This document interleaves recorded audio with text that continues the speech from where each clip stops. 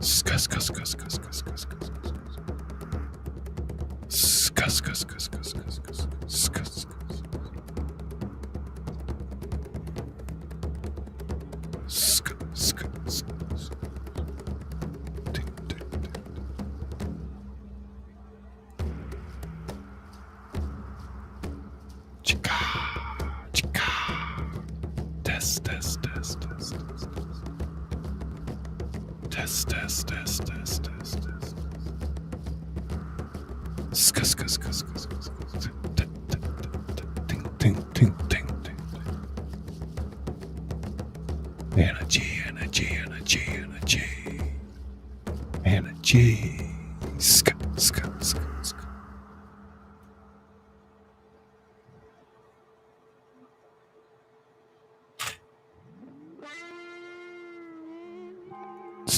TWP.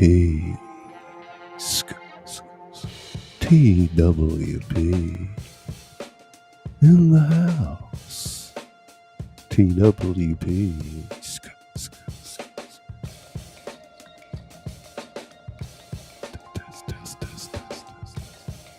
Tingle, tingle, tingle, tingle. It's Seanska. Go, Gorman tingles.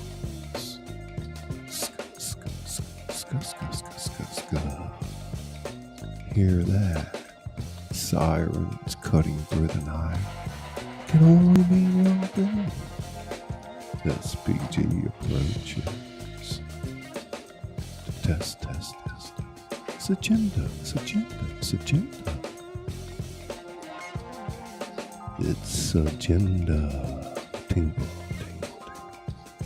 This is easy Scully. Hey, darling. Super wow. Blaster. Susanna Pop.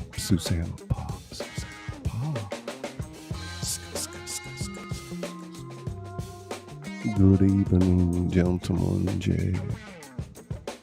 Tips hat. Come on in. $1 billion, 0 calories.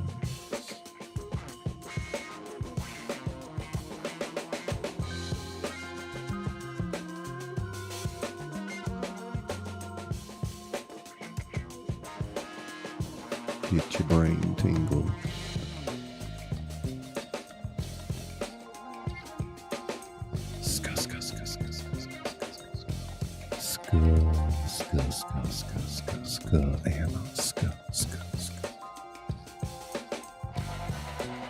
Susanna, tingle. It's TWP.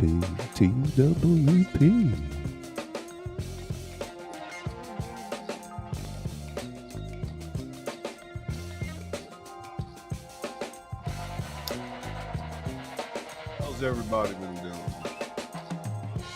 Scully Pop in the house. Say my name, Scully Pop, where the entertainment doesn't stop.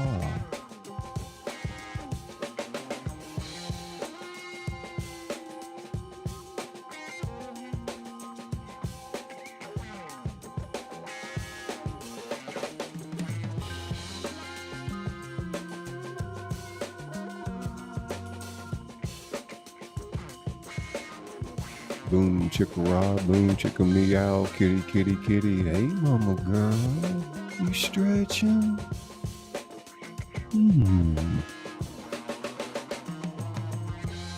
Thor tingles. Thorska. Ask Izzy who Thor is.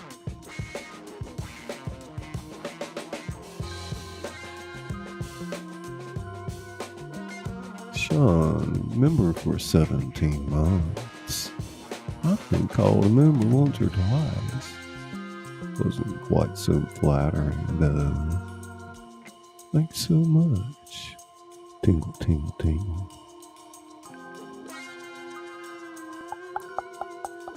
Thor is Izzy's new kitty, that is right. Rumsky tingles. Hey Rumsky, how you doing? You ready to relax? Ska, ska, ska, ska, ska, ska, ska. Ska. Super, super, super wow. Super rumsky, super rumsky. Rumsky. Tingle, tingle, tingle, tingle, tingle. Kitty, kitty, kitty, kitty.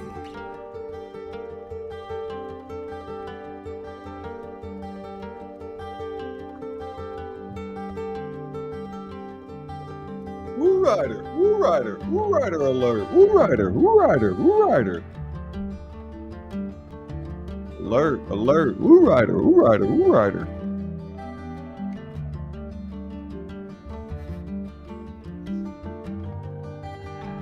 Woo, woo, woo, woo, woo, woo, woo. Woo, school. Woo rider, woo rider, woo rider. Hey, hey, hey, hey, woo rider. Sweet Scully. Ska, ska, ska, ska, ska.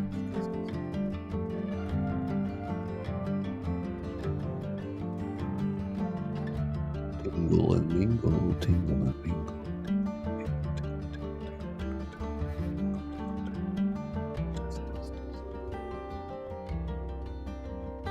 Hey, Scully.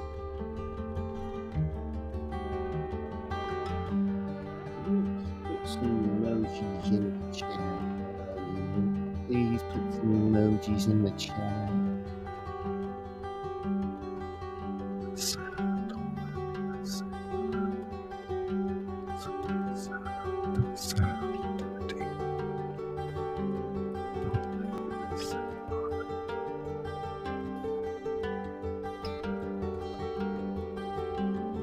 Brain tingles, brain tingles, brain tingles. Tingle, tingle, tingle, tingle. Tingle alert.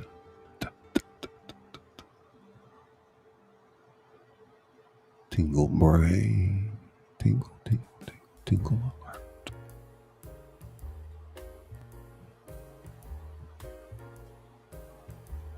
Mm-mm. Mm-mm.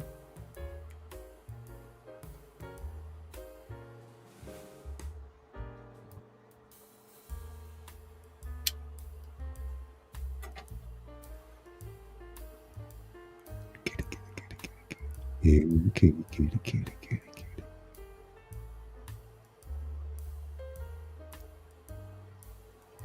Woo rider, woo rider.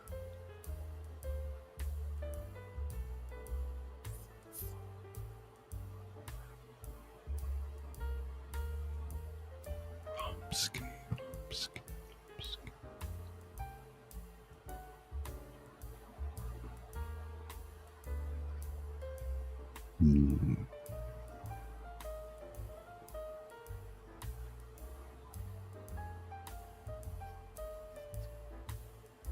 So yeah, this Sunday we'll have what, episode 4,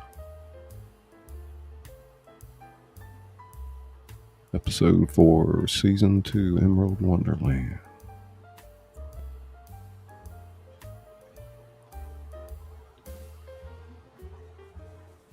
That was a great show we had Sunday night. Nice crowd. A lot of fun, a lot of cool pictures to look at. Rumsky. Oh, Rumska.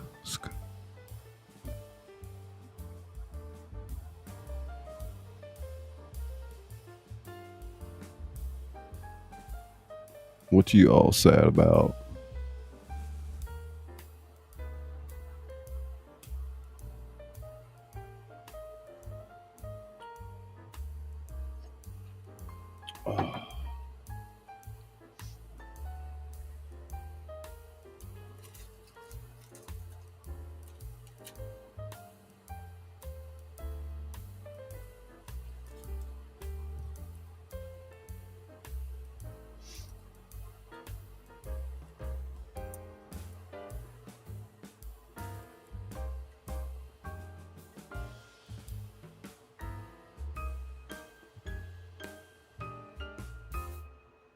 Yeah,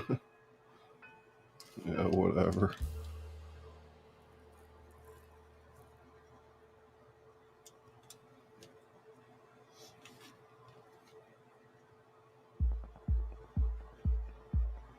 Dance. Dance. Get up and dance.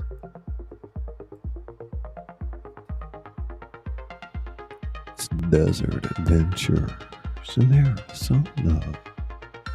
Welcome, welcome, welcome. Roll call.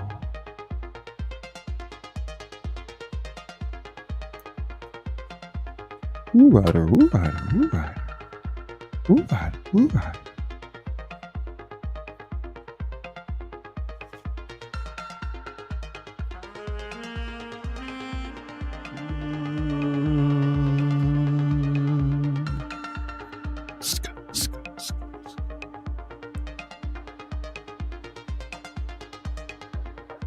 Super wow.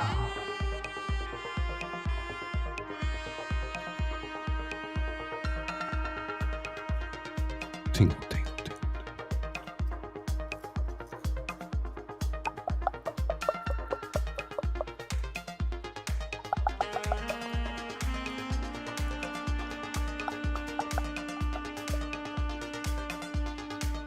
Awakened by the looking glass. Tingle, tingle, tingle. Awakened by the looking glass. It's Matrix brain, Matrix.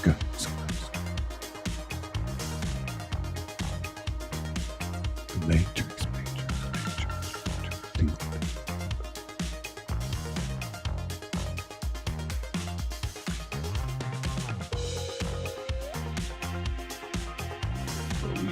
Oh yeah, alright.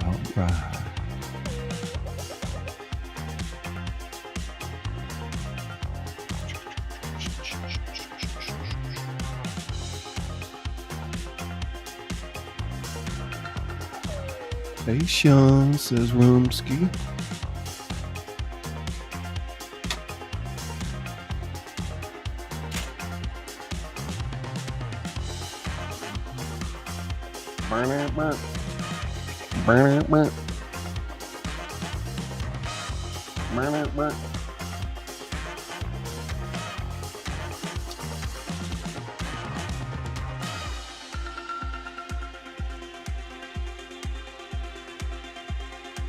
Don't forget to hit the like, subscribe to the channel.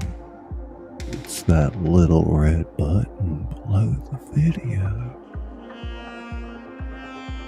And if you're on a phone, don't forget to hit the notification bell so you don't miss a thing.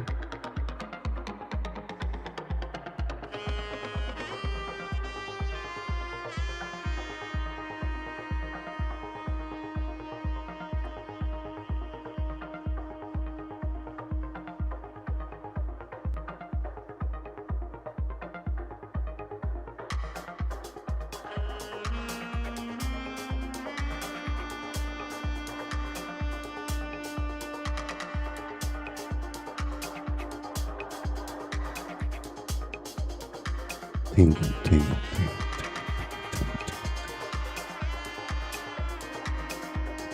tingle, tingle.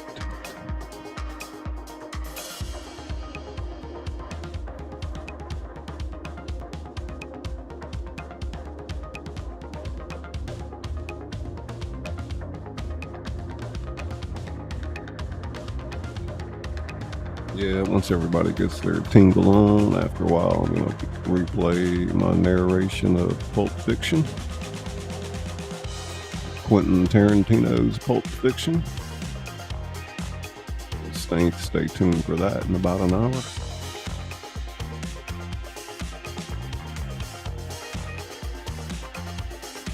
Roll call.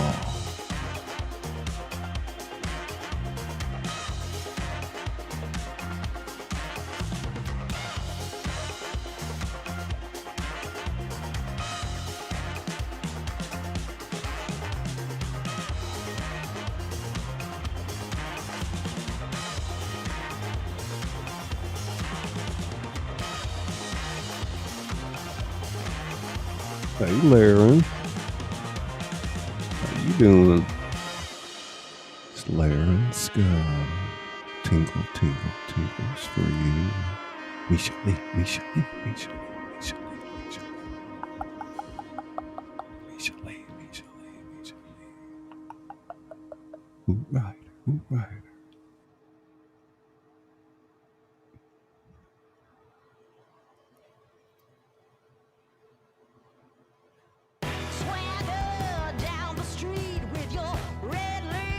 This song is called Girl on Top by Amy Lynn.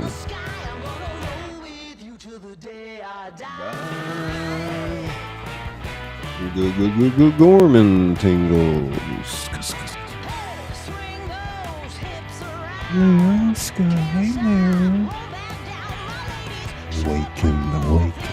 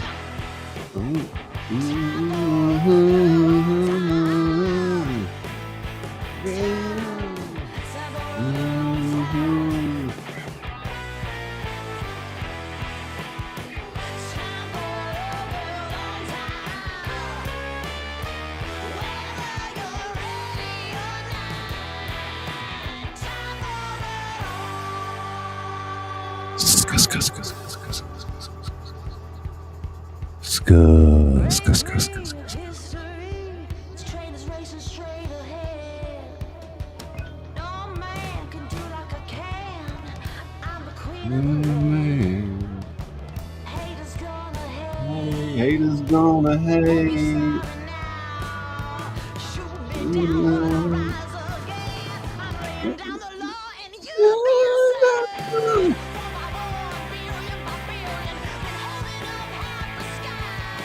There's Bob. Hey, Bob.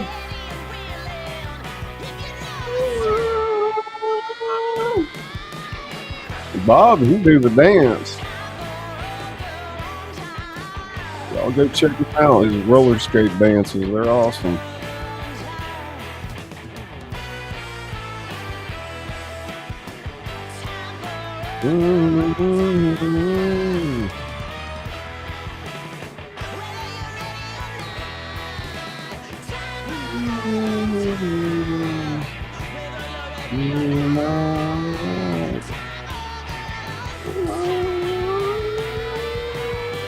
There you go.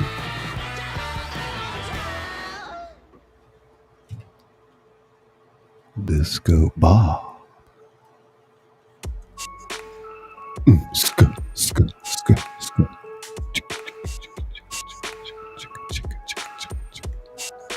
Boom, chicka, chicka, chicka, chicka, chicka, chicka, chicka, chicka, chicka.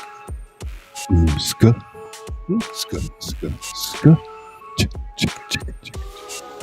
Tingle, tingle, tingle, tingle, tingle. Lizzie Ska, Lizzie Ska, Lizzie Ska.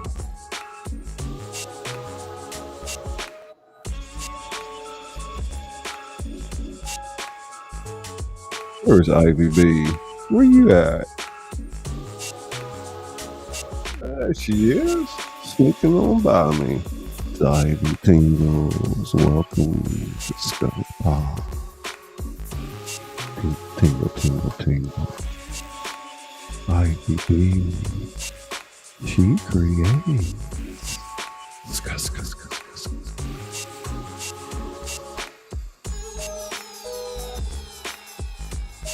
Yeah, right.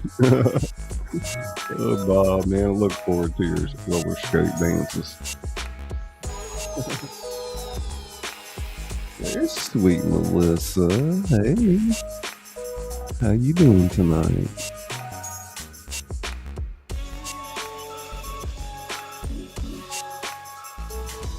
Ska, ska, ska.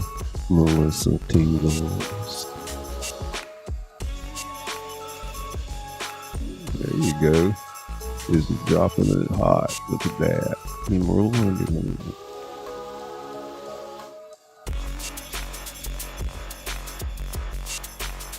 Awaken.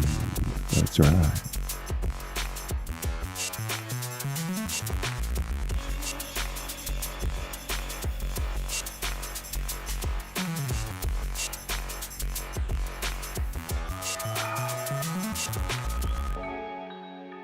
Hey, Disco Bob, how you doing?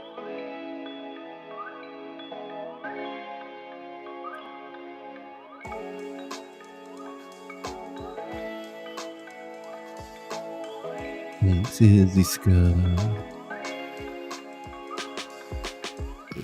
My email link is going to give you books. You can order the books. Reach out. And don't forget to hit the thumbs up and shout the video. Ring that bell to get all of the notifications.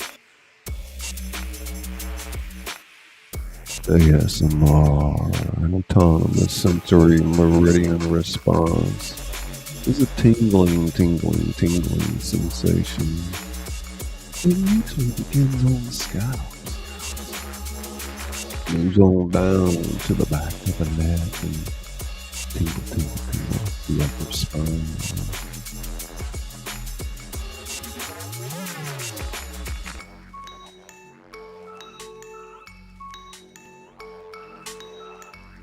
Replay crew. IBB. Hey, Sean.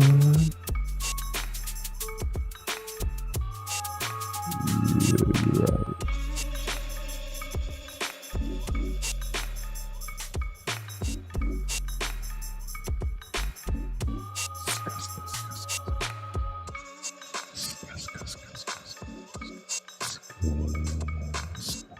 Take it down.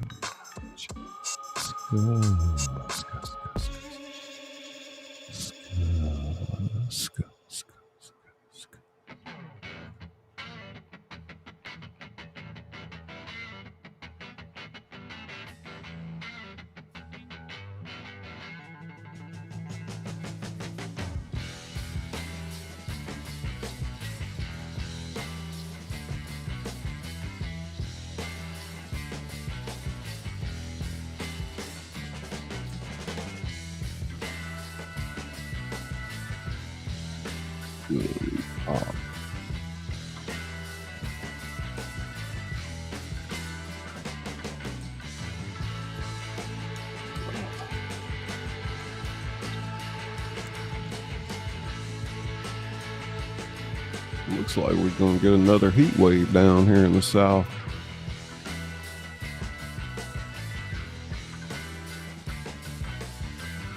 I don't know if there's going to be another storm or not, but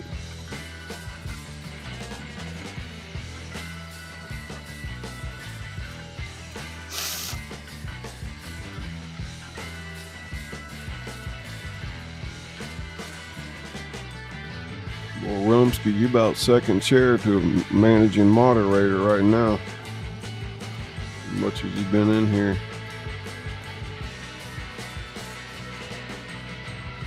We've got our CEO of moderation, Izzy, and Benny Loco.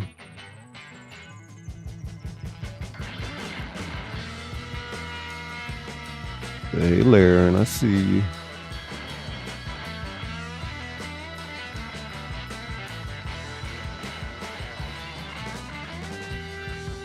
Yeah, I had me some soup tonight too. I got green beans, spinach, turkey necks. Oh man, oh, it's not good.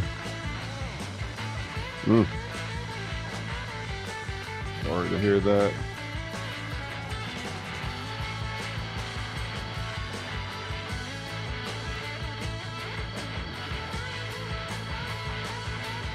Reach out to me, man, if you need somebody to talk to.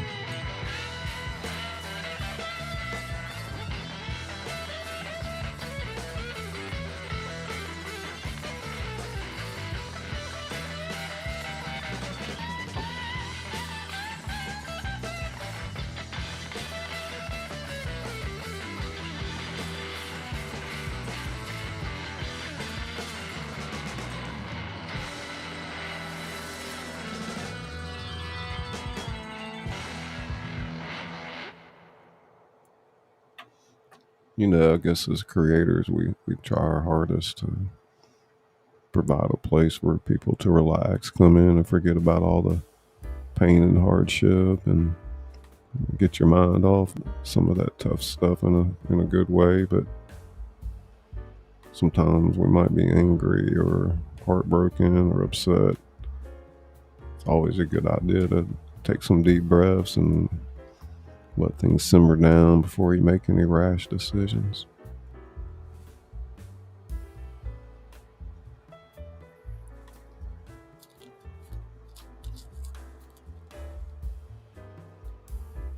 But I know we all find ourselves at our wits' end where you just don't have the answers anymore. Sometimes that requires that divine intervention.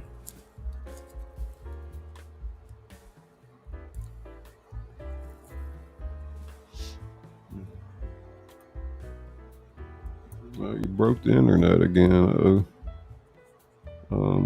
Let's let that run out for a minute. And which slideshow? Scully Pop.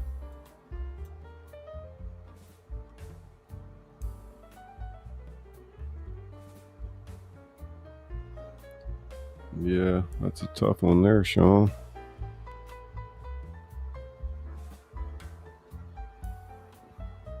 Mm.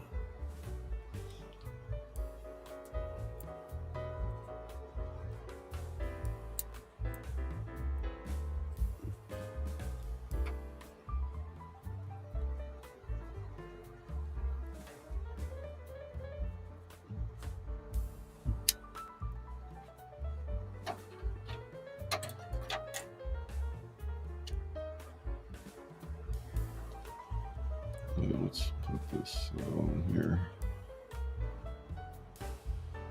Check.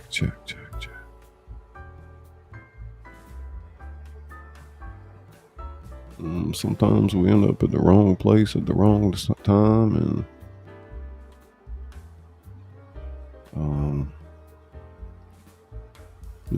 sometimes there are extenuating circumstances.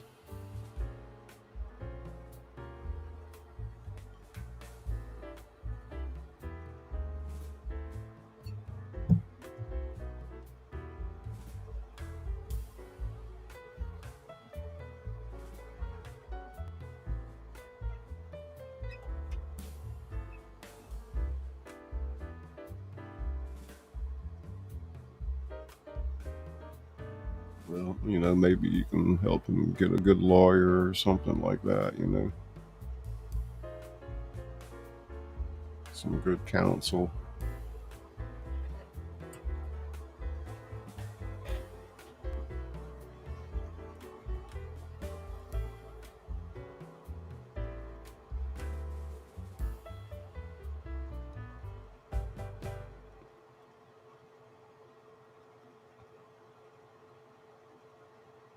Yeah, I've been resting pretty well lately. Good Lord. To blow your freaking ear off. Alright.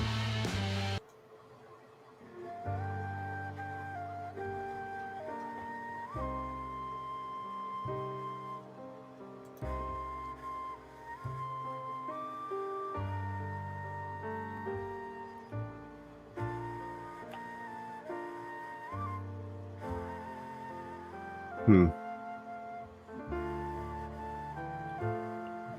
definitely lead a tough life, my friend. Yeah, like I said, I've been resting pretty well. I've got some different doctor visits coming up, and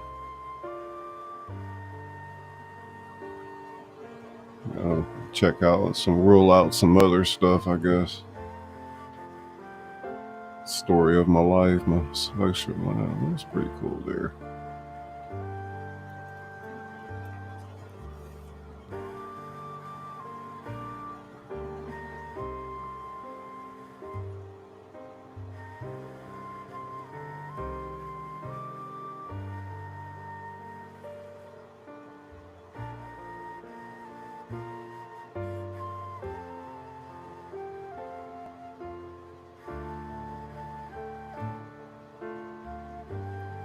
y'all want to change the mood a little bit? Let's get something, a couple of good songs up here we love.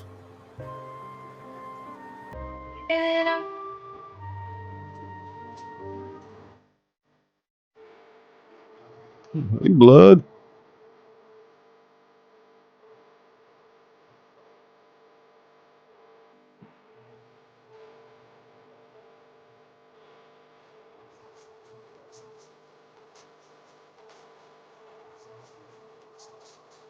Every time I walk into the room, I have. Look at that.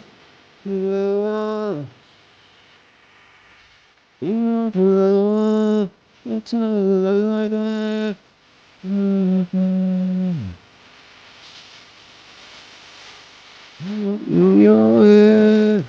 You say I'm a little wild.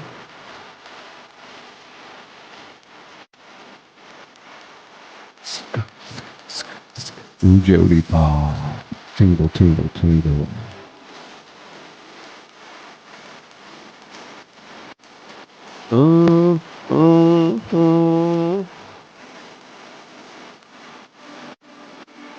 Call it what you want.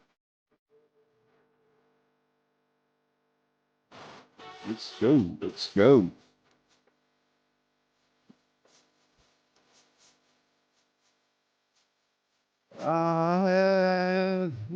It's a gamble. Snake eye. Snake eye.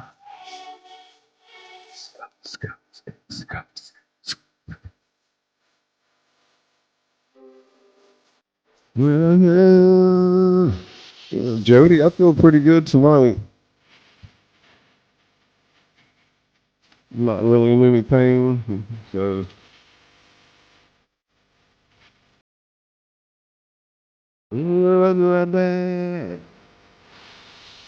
My soul is in your head. You say I'm a little wild.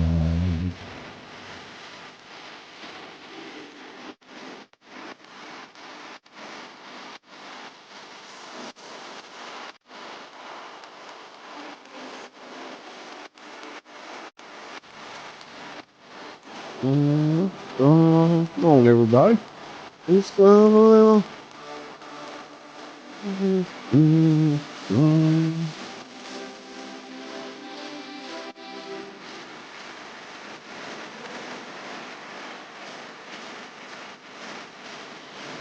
Wait for it, here it comes.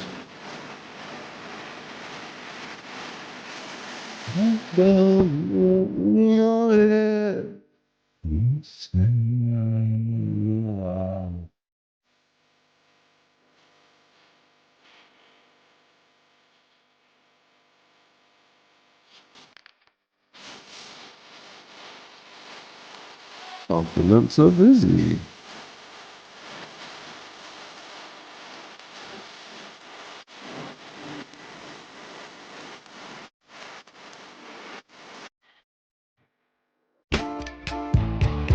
Tanya's in the house. Tanya Lambert. Welcome, darling. Welcome.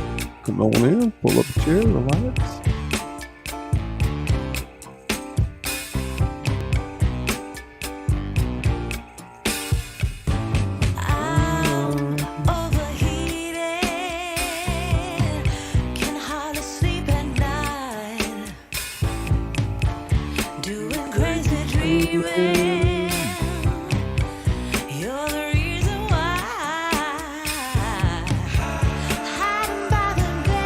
Bothered, baby. Losing my mind. Don't try to save me. My world is faster and faster. The tears and the laughter. I'm here for the ride. Yes, I'm an emotional mess. Yes, but you wouldn't want me any less. Yes, 'cause you know how wild it could get. Doing all right, Tanya. How about yourself?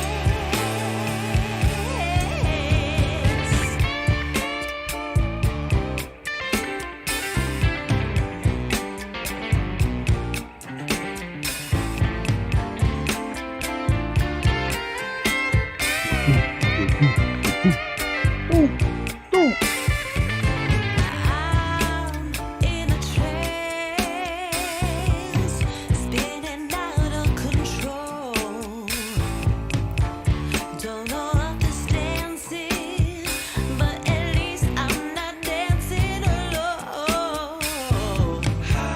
All kinds of crazy. You heard what I said. I blame you, lover. I'm out of my head.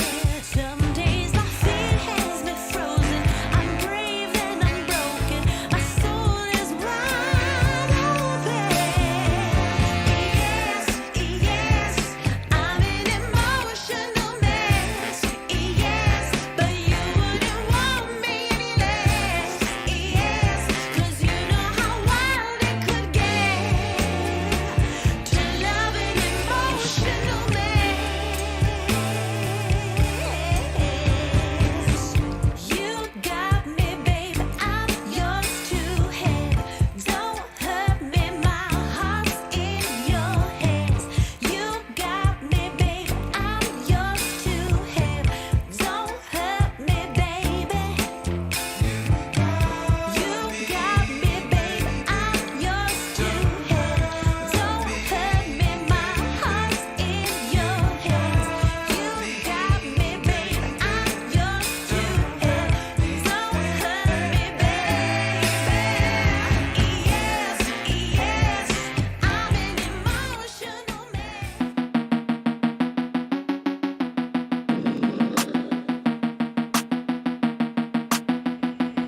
All right. If you try, you just might.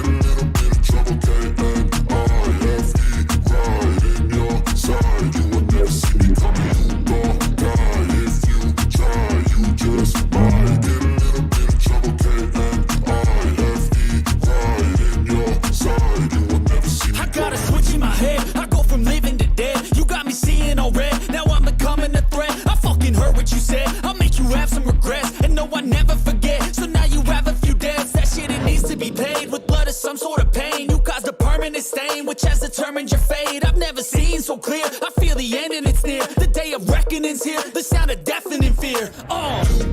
Try, if you try, you just might. Every day. Wow. If you try, just might. That's Bone Band. My energy is Boom, next level, bam. so damn you better be careful. I got an angel and devil, he snaps me straight in the temple. Wow. I'm ready to be a rebel. I've got a lot of potential hidden inside of this vessel. That shit is so exponential. I need a first class ticket to the top, no limit. I don't play no gimmicks. I'ma take you to the clinic. If you want a taste, come at me and you will be replaced. They won't find a trace of you anywhere or any place. If you try, you just might.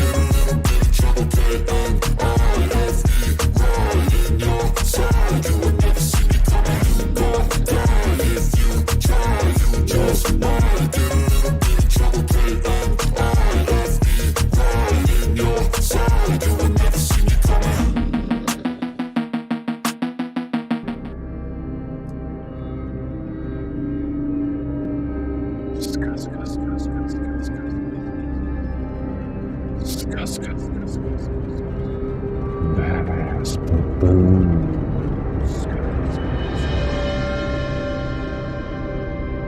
Badass. Oh, the horn.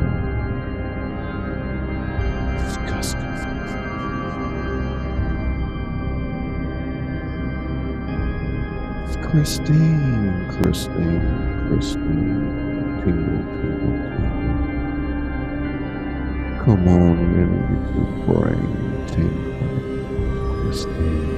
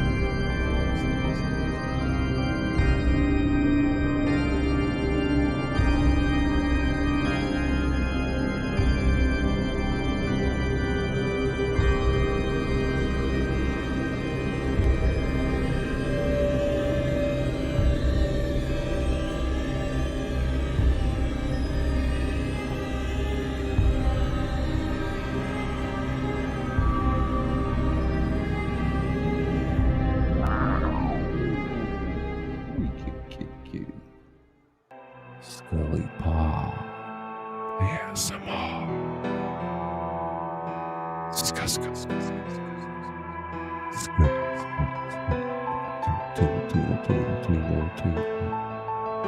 Tingle. Quite right.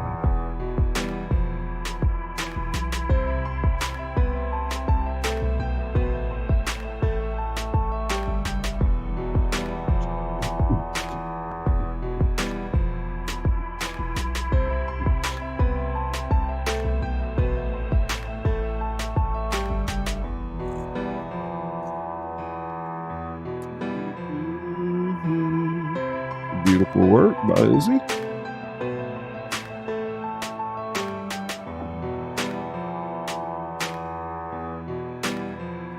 Everyone say hey to Christine.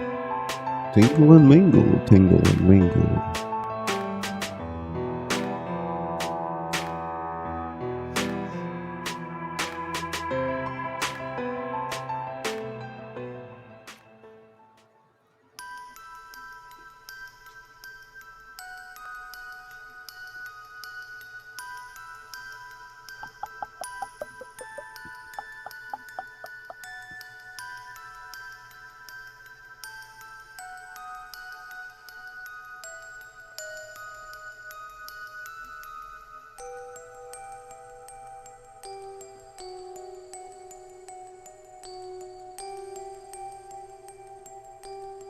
Relax, you're in the sky zone. It's another world, another time, another place.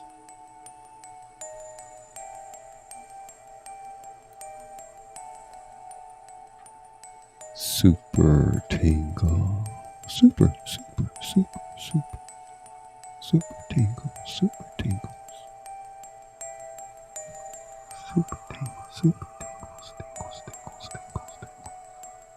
Tingle, tingle, tingle. Tongue clicking.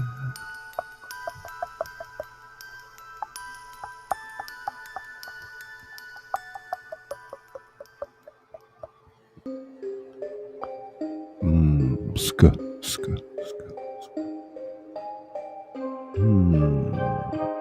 Tingle.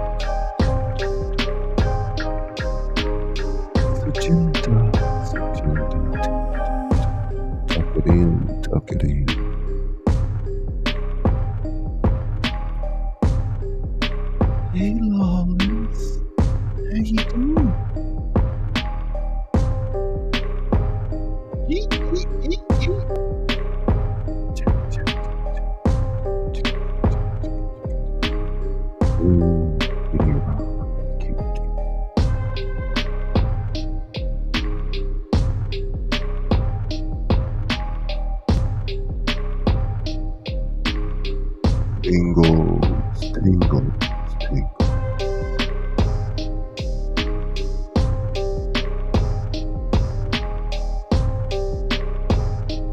That warm, fuzzy feeling in your neck.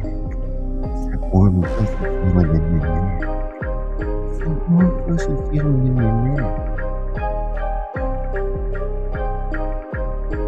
Warm, fuzzy feeling in your neck. Super, super, super.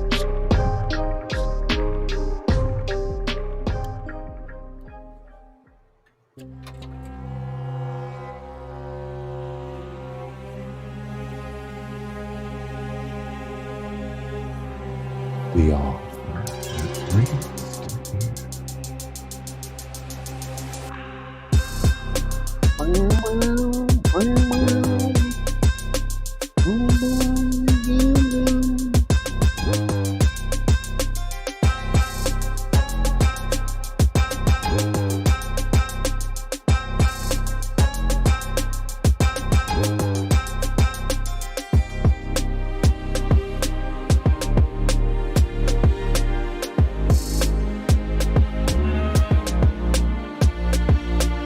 Blood dragoon.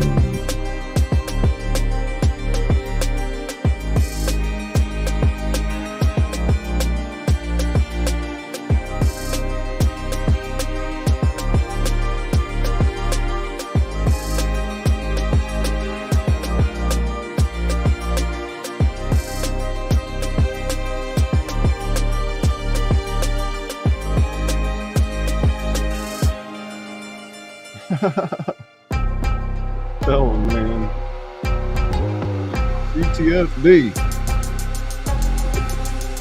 I know, right?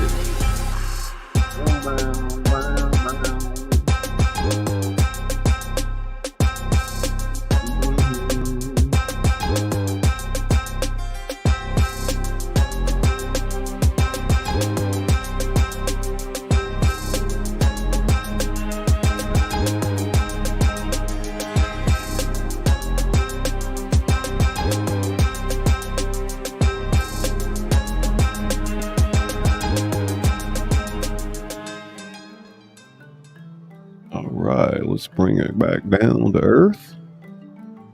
Saw a few more faces coming in. Welcome in, Lawless.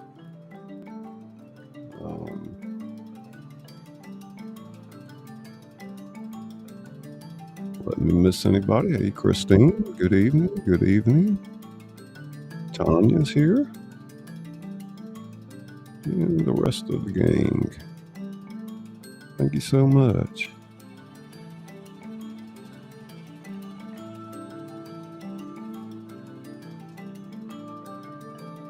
Let things settle down a little bit, and I'll probably pop up that Pulp Fiction.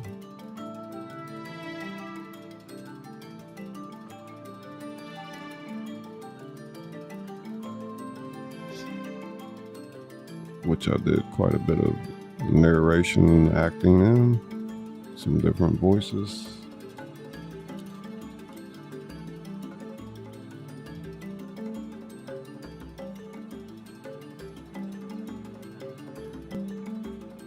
So what's everybody up to on this wonderful Tuesday evening? 60 degrees Fahrenheit down here in South Mississippi, clear skies. Supposed to have another heat wave coming, I heard.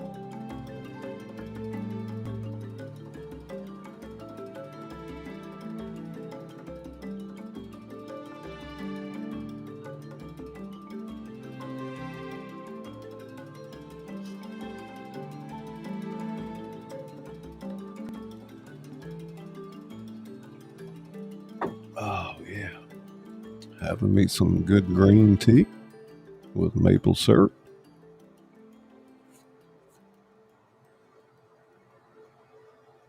Yep. My ashtray's so full. I think my floor is so full of ashes. I can't win, Rumsky.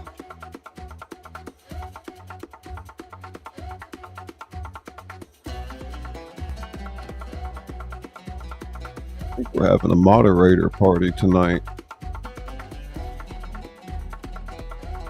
I mean, I've got y'all down to a pretty select group, and as long as we have a few of you here during the productions.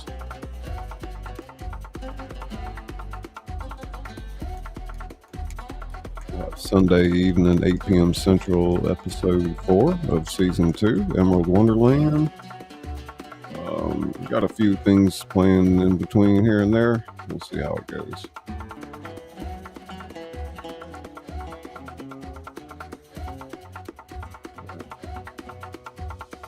Good evening, Swampy 63.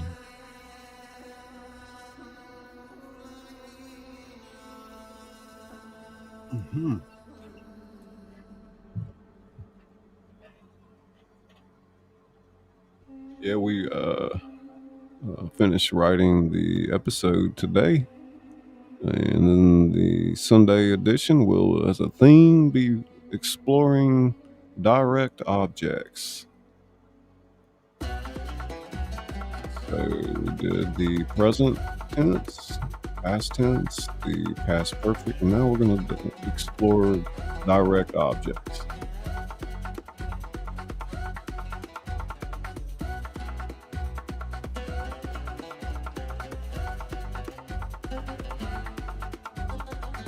Sean, you want to just be with the green shirt? Is that what you want to do?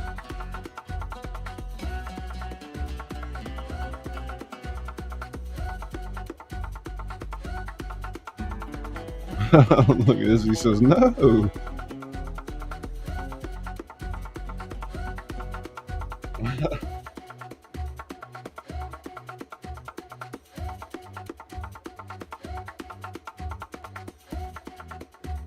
We make Sean was green for a while. How about that?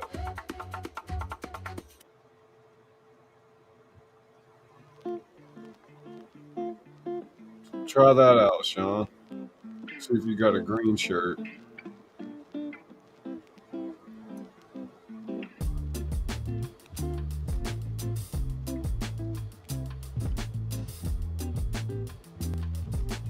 Sean, are you there?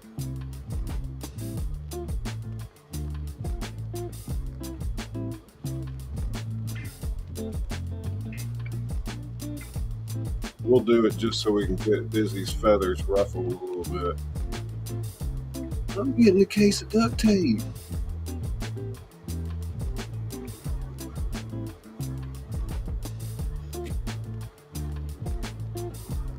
Lucy Pop.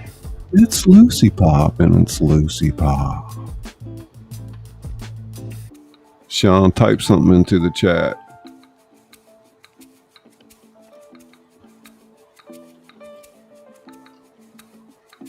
Ooh, I don't know why I hear those Rice Krispies calling tonight. There you go.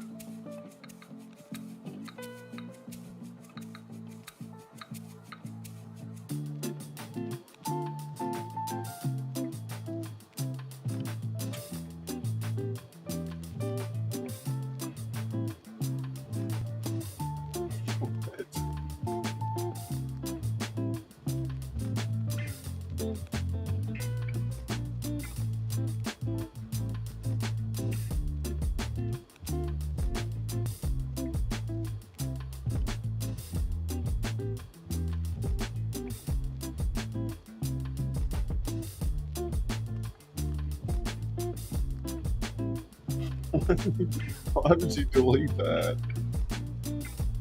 Oh, y'all so crazy. Ain't nothing better to do, though.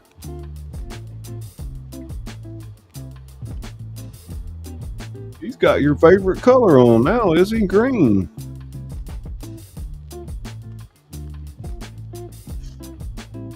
Yeah, but when the tough get going and we need you, we'll make you blue again. That means you turn into the Incredible Hulk.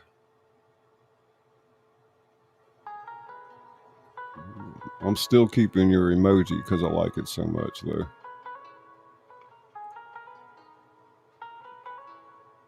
What'd she time you out for? Oh my God, this freaking YouTube thing.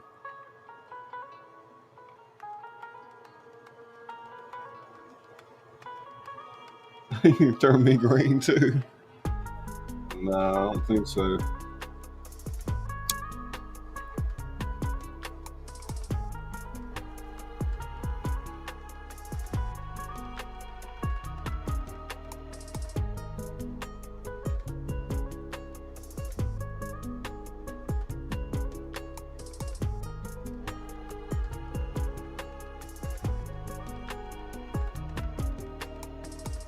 They need to make purple for the managing moderator. Should be purple. Purple.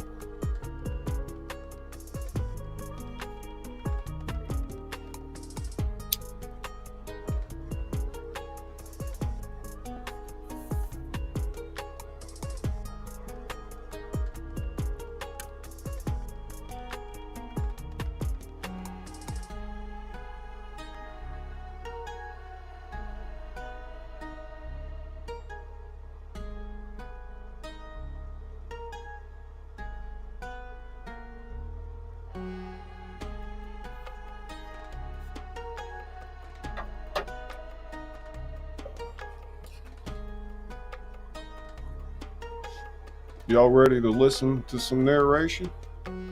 Or you want to hang out a little bit more? I'm kind of just having fun reading y'all's chat.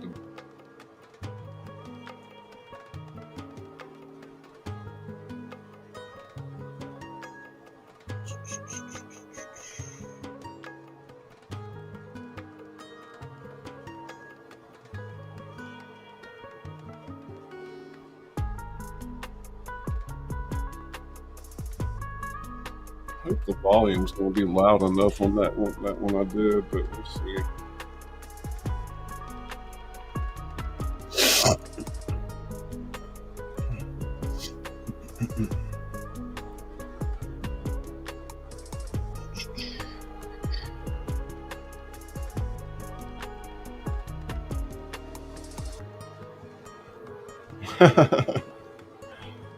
Oh my God.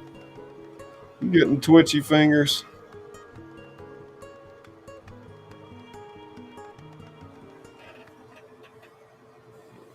Thank you, man. Why isn't it showing them? That's weird. You see something?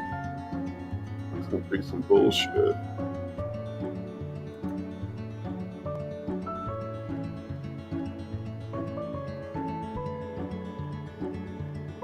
Yeah.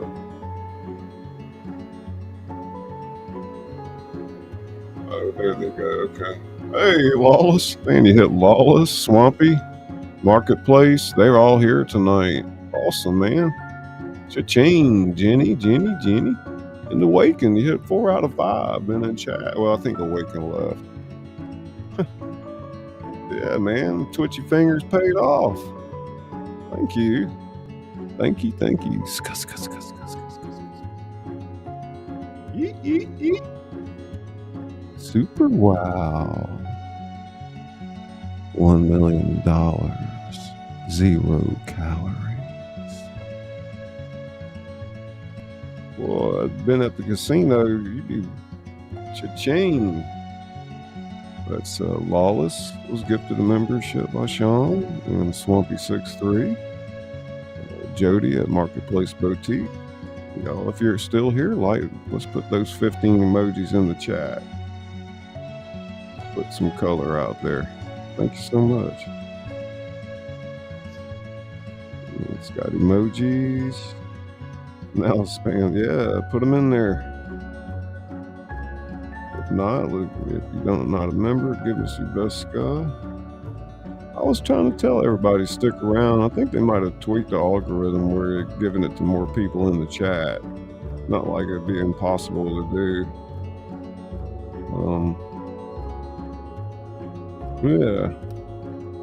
That kind of looks cool, your name in green for a minute. Yeah, spam those emojis, huh? Like, meow.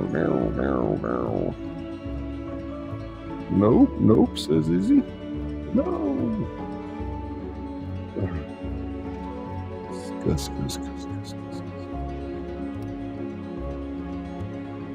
Spin the wheel.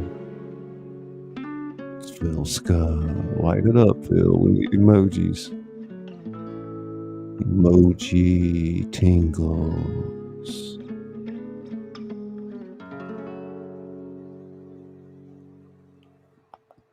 Phil Scott. Diabolical Debbie. Where's she at? Hey, Diamond. I'm glad you made it. Roll call tonight. Yeah, you got emoji. Lawless got his own emoji. That's awesome.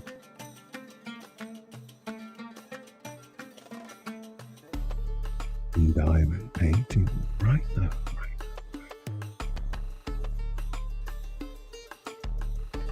Yeah, my pleasure, man. Yeah, Izzy made that for you.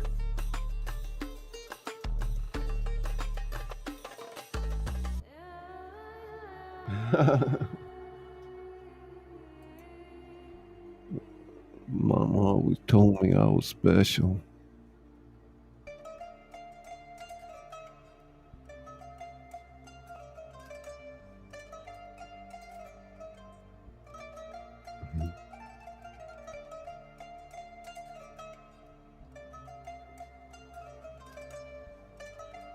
Yeah, you scroll over it, you see your name there, huh?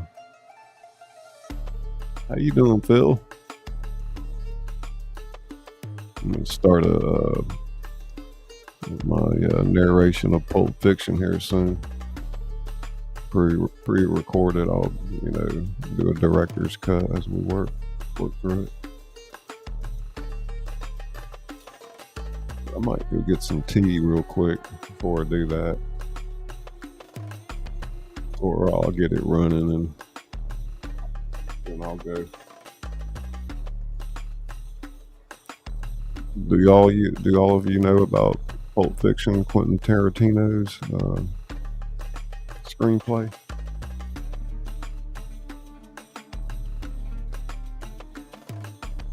If you don't, it was done in a non-linear fashion, which jumps back and forth in time.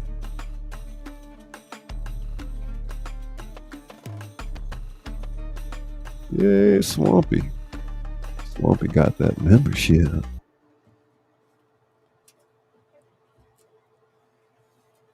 If y'all here, you got a membership, thank Mr. Gorman for that.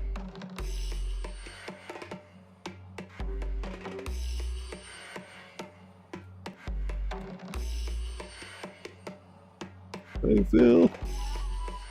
I see you, bro. A lot of y'all know that StreamYard went up to $45 a month. And a lot of creators are moving to different venues. And this is EV Mux. Different. It's actually a better broadcasting software. Let's see if I can remember how to highlight those things. We had Izzy with the lemon character blowing a big red heart. And Mr. Gorman gifted 5 Scully Pop memberships. Thank you so much. Lawless was gifted. Swampy 6'3". Marketplace. I like how they do this with EV Mux. It's different than StreamYard. Nice little highlights with your avatars. And awakened by the looking glass reflection. Who was here earlier probably got an email by now. Interesting. So I can go back to show all. Show all. There's Gemma. Hey, darling. Gemma, Gemma, Gemma, Gemma. Tingle, tingle, tingle. How you doing? Gemma tingle. Scuss, scuss, scuss, scuss, scuss, scuss. Gemma, are you not even green? Stick around. So they're dropping them here and there. You might get you a membership. Oh, I'm so glad you made it, Jim Tinkles. I see you. Scuss, scuss, scuss, scuss. There's Lucy. How's Lucy doing tonight?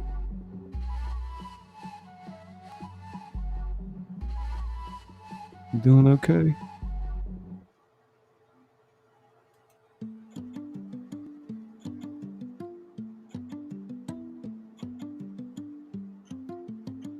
There you go. Gemma is our world advocate for autism. Love you to the moon and back.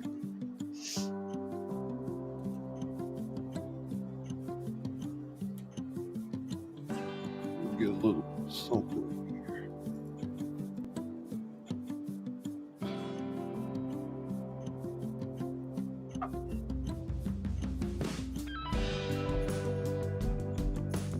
Yeah, you can't do it without the moderator thing.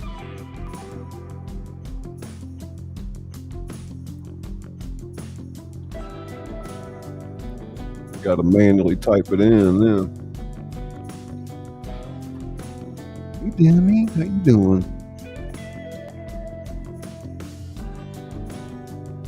Got a lot of stuff you're working on, Gemma. That's good. There's distracted me in the tree. Demi Scully.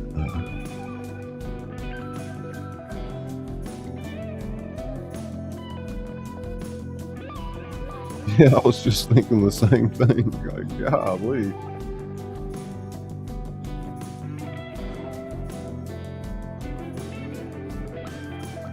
Oh, look at that. Gemma, 199 pounds. I'm not sure how much that is, but it's 1.99 pounds. Thank you. Yeah, they got pounds over there and we got dollars.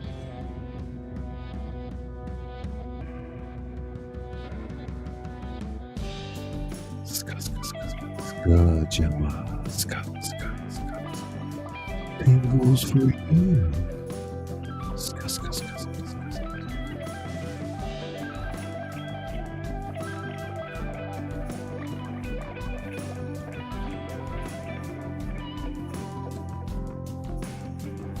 Gemma Paw.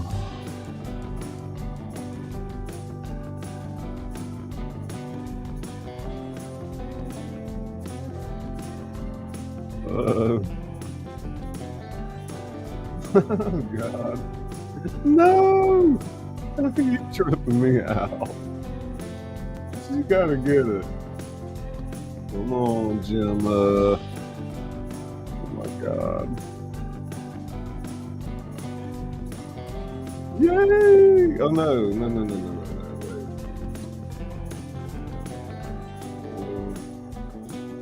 Wait. Sean. I don't know if she got one. Jeremy. One. Van Life Bayou. They're not here. Susie B. That's a cool channel right there, actually. I'd be more than happy if she got a email. Home bartending with John.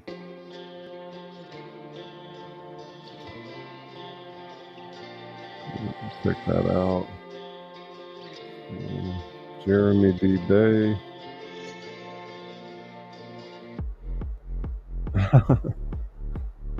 Where's the fourth one? That's weird. 1, 2, 3, 4. I only see 4 there. Oh, come on, YouTube. Jesus. Sean, appreciate it. I'll definitely be making sure that Cherokee girl, welcome. Why does it do that, Izzy?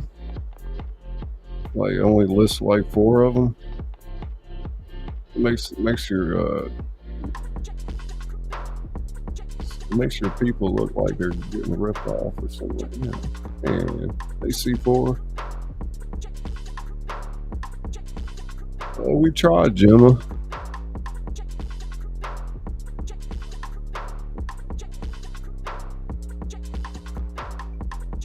Yeah, we definitely got out on the limb for that one, but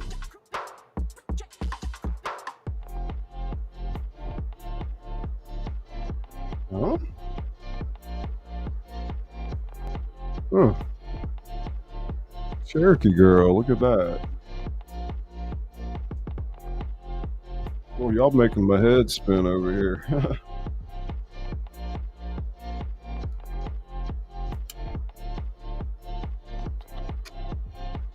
I think they're hitting people in chat more, but then I don't know.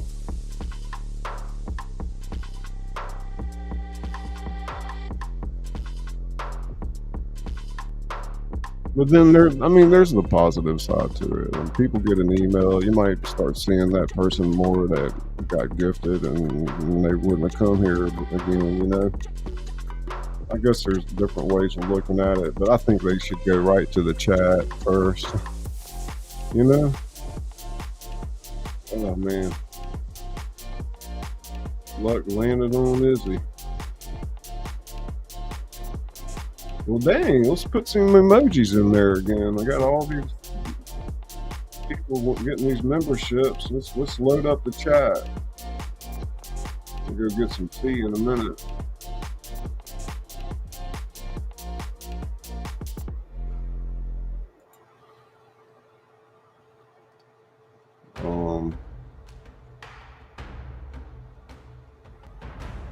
Check out. What's funny? Oh, Demi. Hey, Sam. We're trying to sort through these memberships real quick.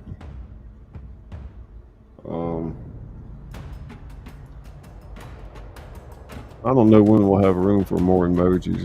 You know, we're getting there, but.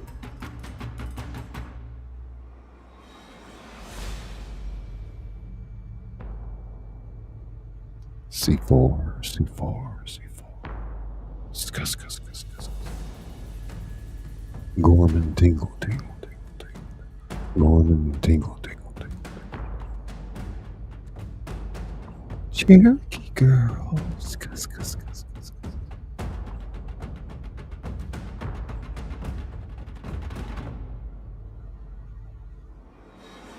Sam TV. Sam.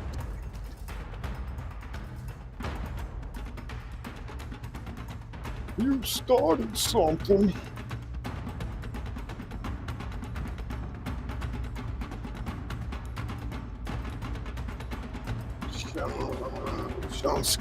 Shunska.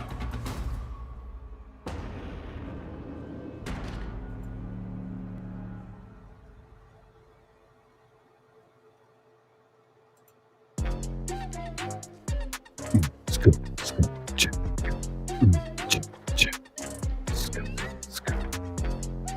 Boom.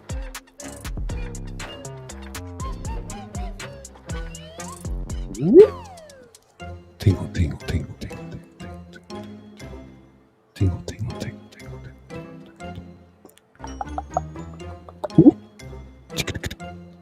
Check. Whoop. It's rocket blast. Rocket tingles.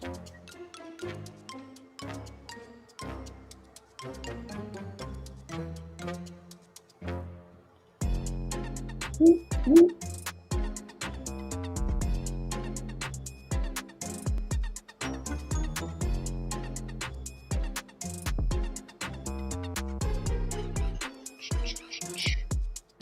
Test.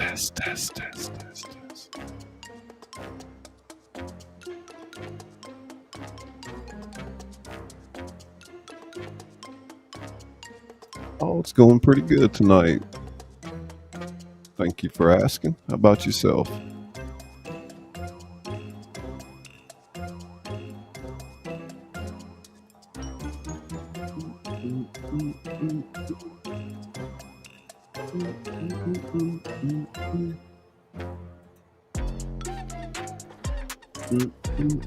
That's right, it's Rumska.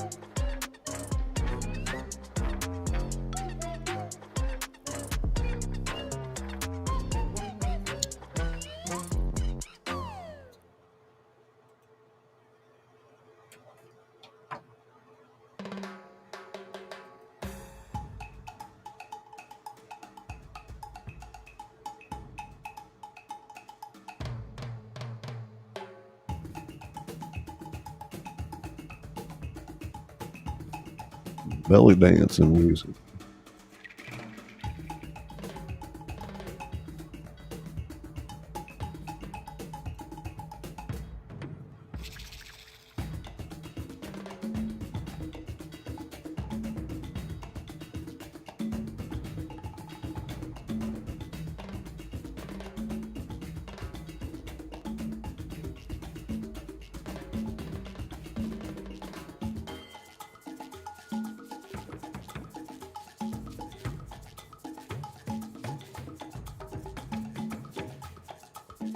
That's actually a pretty neat channel there. I've only seen him here a few times, but he's got a cool channel. Jeremy's been around for a long time.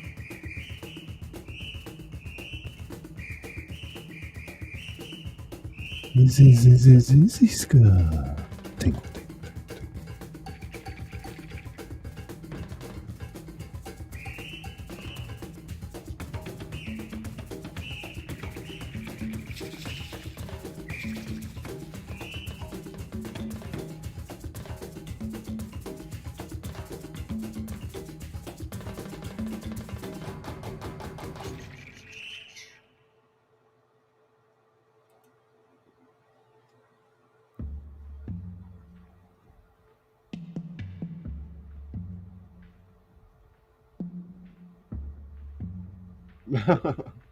Sometimes they withhold them. It's nothing to do with us. I don't know. I don't worry about it. Just let the moderators deal with it. I'll hear about everything later. So, truly, your head can spin back here trying to run a broadcast by yourself. I'm trying to get Izzy caught up with what I'm doing on EV Mux, but it's a little bit more difficult behind the scenes. And although I complain about pressing buttons, I do know how to do it, and if I get my mind focused on that. But it's kind of hard to do narrating on a roll call ASMR stream, yeah, but... Hey, Machine Head? Why'd you made it over?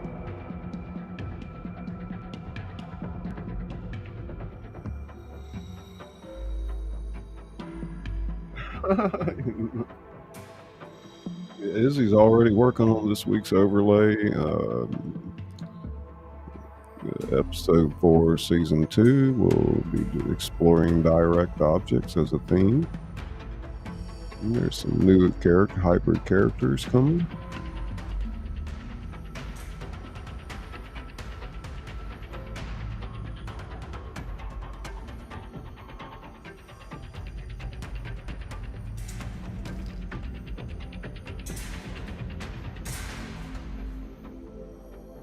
We've got some assets, some tools now that sometimes it really looks like cinema quality.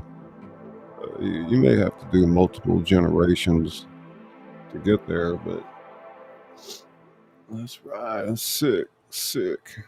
Fire. Hey, Misha still hanging in? Oh, Misha looks all white all by herself there. I don't know why I can't, like, some creator, I guess it's because I'm a brand account, I can't gift out memberships.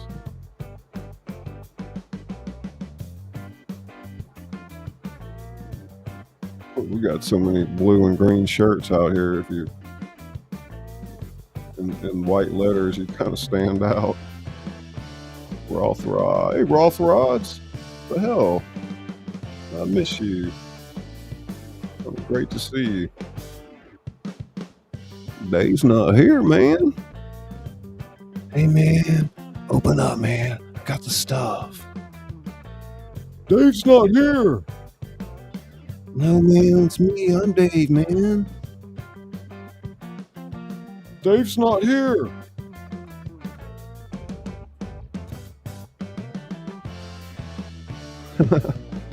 Dave, don't I see you over there at Axon Nacho?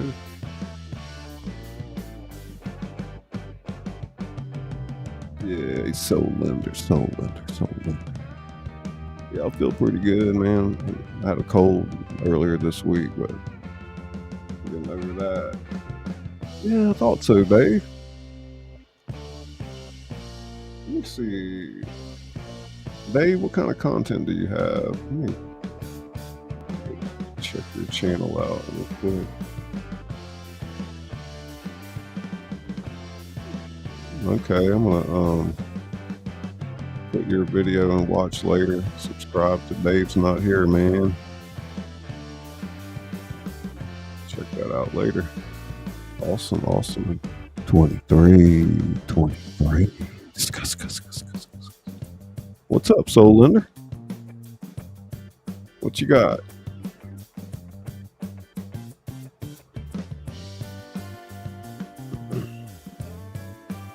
Right, 20 of y'all out there.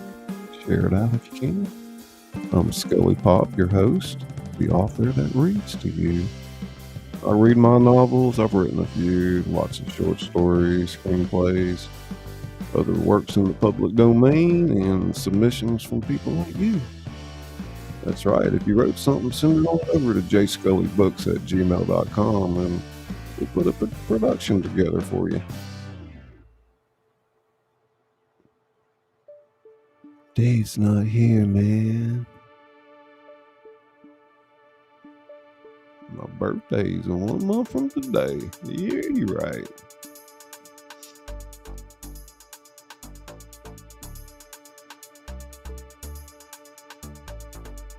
Tingle. ASMR. Tingle. ASMR. Scuss.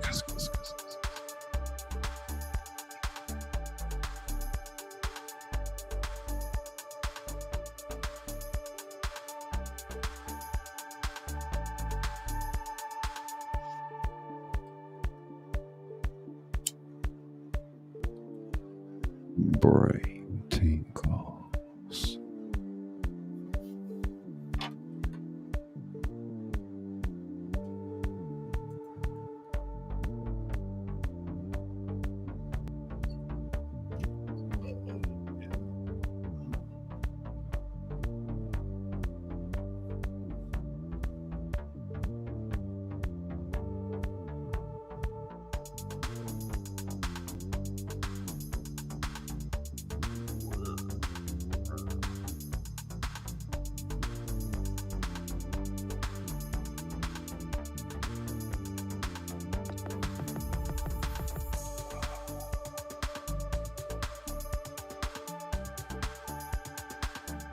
Yeah, I'm about to put this Pulp Fiction up here and let that start, and I'll go get my tea. Let me have a look. Presentation. Share screen. Share. Let's see what we got.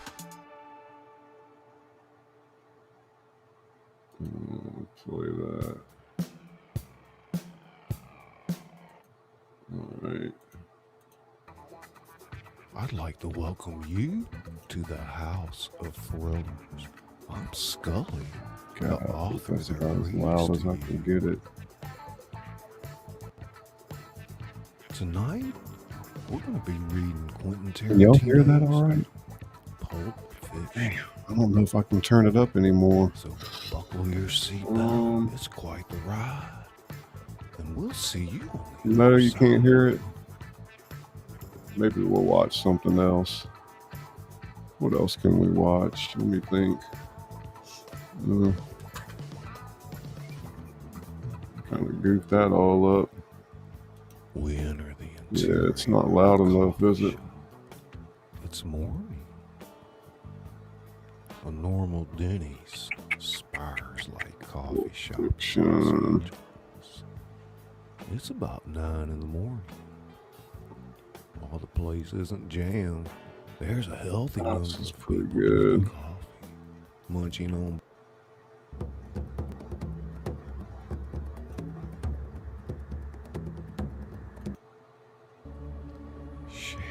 Shit.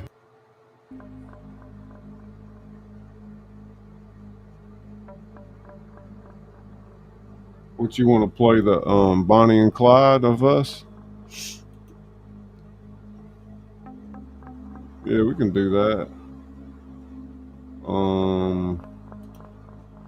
Let me see where it is. You want to hear Izzy and I do Bonnie and Clyde? Thank you. Let's see. See if I can find it. Perfection. Sounds good and creepy. Grandma business. Grandma.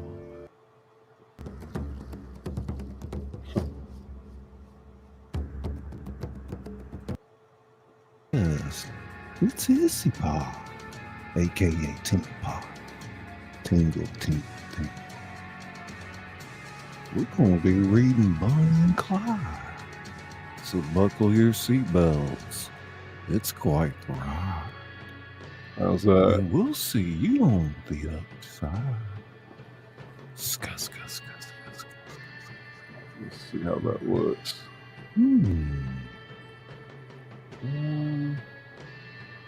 Everybody, welcome Issy Pa. Hello. No, I Please can't say go any hello. louder. Hello. Hello. We're gonna I'm have fun nervous, man. tonight, aren't we? I don't know. We're Hey, gonna Izzy, try. say hey to Ned Germany, my Yep. editor and co-writer to Dutch Coffee Shop. He's out there in the chat. Say hey, Hello. Ned. Who's that? Can y'all Let me hear us find all him. right? There's Sapphire and Check. Harley Grower. Rice check. Sweet All right, checks. I'm gonna go get Corn some Sound checks. check, Nez. Yes, Or do I need to fast forward it? Yeah. Oh, where's he at? I can't find him. Hey, Ned, say DJ is Tink. She looks out the window. Look. The camera pulls back and continues to move very slowly throughout There the you first go. part of this scene. Her attitude and appraisal of herself. Yeah, here mark touch there, mark the everywhere, mark. narcissism. I'm gonna go get some tea. The bedroom itself is a second-story bedroom in a lower-class frame house in West Dallas, Texas.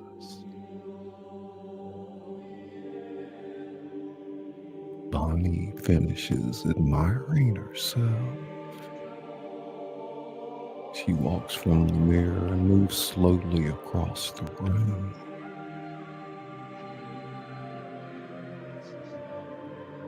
Shade is up. There are no curtains. She looks out the window, looking down, and the camera looks down with her. Exterior bedroom. Bonnie's point of view. Day. Over her shoulder, we see the driveway leading to the garage connected to the house. There is an old car parked in the driveway, its windows open. We see a man walking up the driveway, somewhat furtively. He is a rather dapper feller, dressed in a dark suit with a vest, a white collar, and a straw boater. It is Clyde Barrow. Obviously, he is about to steal the car. He looks it over, checking around him to make sure no passerbys are coming. He peers inside the front window to see if the keys are in the ignition. He studies the dashboard. Bonnie continues watching silently. Finally, she calls out, "Hey, boy, what you doing with my mama's car?" The exterior of the driveway today. Clyde, startled, jumps and looks to see who has called him. Obviously frightened, he looks up and his face freezes at what he sees.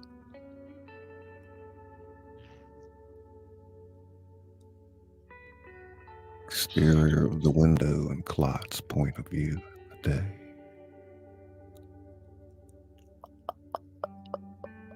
We now see what he's looking at the open window. Revealed from the waist up is the naked Bonnie. She looks down, an impudent half smile on her face. She doesn't move or make any attempt to cover herself. Scully.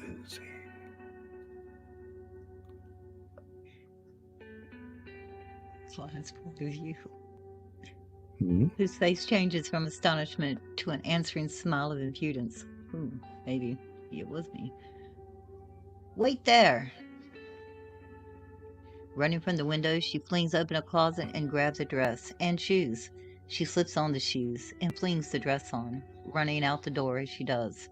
The camera tracks her, moving as fast as she runs down the stairs. She buttons up the dress. The exterior flies of out the the- driveway a day. She flies She out flies the door. out the door. Sorry, that's what I meant about skipping back and forth between each of those taglines. It's all right. I thought Clyde's point of view was Clyde's point of view and mine was mine. Oh, it's all good. I think they're liking it Okay. out there. Go for it. How's It's your it show. sounding?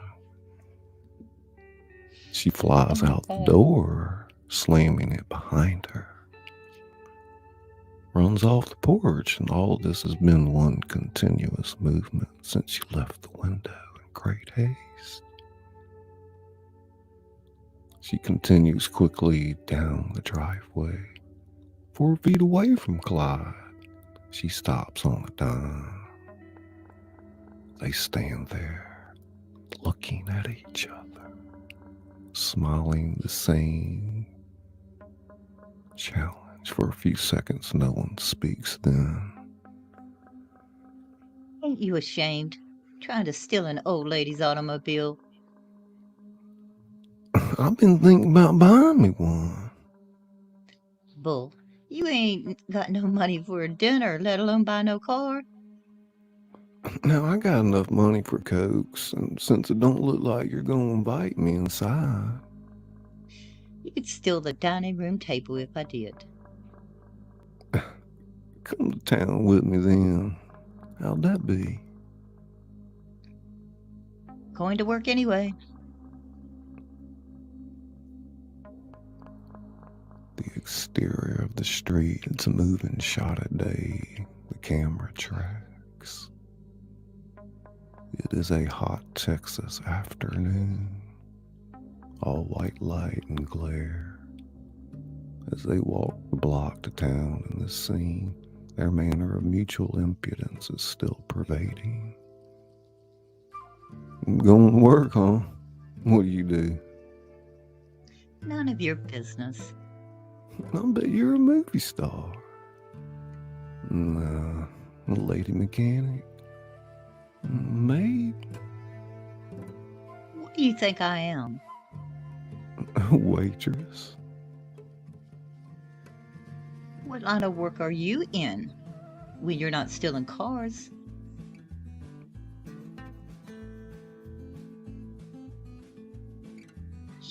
I tell you, I'm looking for suitable employment right at the moment. What did you do before? I was in state prison. State prison? Yeah. Guess some little old lady wasn't so nice. It was armed robbery. My, the things that turn up in the driveway these days. They reach the corner and turn. They are on the exterior of the main street today. Small town street of barber shops, cafes, groceries, etc. At the moment, it is deserted. They continue walking down the empty street. Clyde looks the place over. What y'all do for a good time around here? Listen to the grass grow? Guess you had a lot more fun up there at state prison, huh? See this foot? I chopped 2 toes off it with an axe. What? Why? You get off that damn work detail. That's why. You want to see? No. I surely don't intend to stand here and look at your dirty feet in the middle of Main Street. Boy, They, did you really do that? yeah. You must be crazy. All right, check this. Exterior gas station day. Gas station up the block. Bonnie and Clyde are seen leaning against their soft drink chest, their profiles silhouetted by the bright sun. They are drinking Cokes. As they begin to talk, the camera moves in closer to them. Clyde takes off his hat and rubs a cold Coke bottle across his forehead. Bonnie watches him. What's it like? What, prison? No, armed robbery. It's, I don't know. It isn't like anything. Ha. I knew you never robbed no place, you faker. Oh, yeah. He closes on the gun. He reaches in his jacket and pulls out a gun. The camera moves to a close-up of it, glinting in the sunlight. Exterior street day. The camera pulls back to show Bonnie looking at it with fascination. The weapon has an immediate effect on her. She touches it in a manner almost sexual, full of repressed excitement, goading him on. Yeah? Well, you got one all right, I guess, but you wouldn't have the gumption to use it. You just keep your eyes open. The exterior of the little grocery store across the street in the day. The camera remains just behind Bonnie's shoulder, so that throughout the following scene we have Bonnie in the picture looking at what we look at. Clyde goes into the little store. We remain outside with Bonnie. For a minute, nothing happens. We barely see what's going on in the store. Then Clyde comes out walking slowly. In one hand, he holds the gun, in the other, a fistful of money. He gets halfway to Bonnie and smiles broadly at her. Suddenly, the old man who runs the grocery store comes running out into the street, completely dumbfounded. Stands there, says nothing, yet his mouth moves in silent protest. Clyde points the gun above him and fires. Exterior of the store at the edge of town at day. Cars parked at the back of the store. As soon as they reach it, Clyde motions and Bonnie gets in.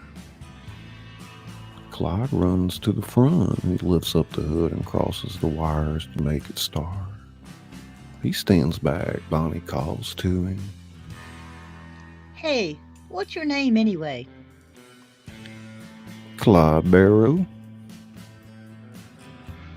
He runs over to the door and opens it, shoves her over, starts up the engine.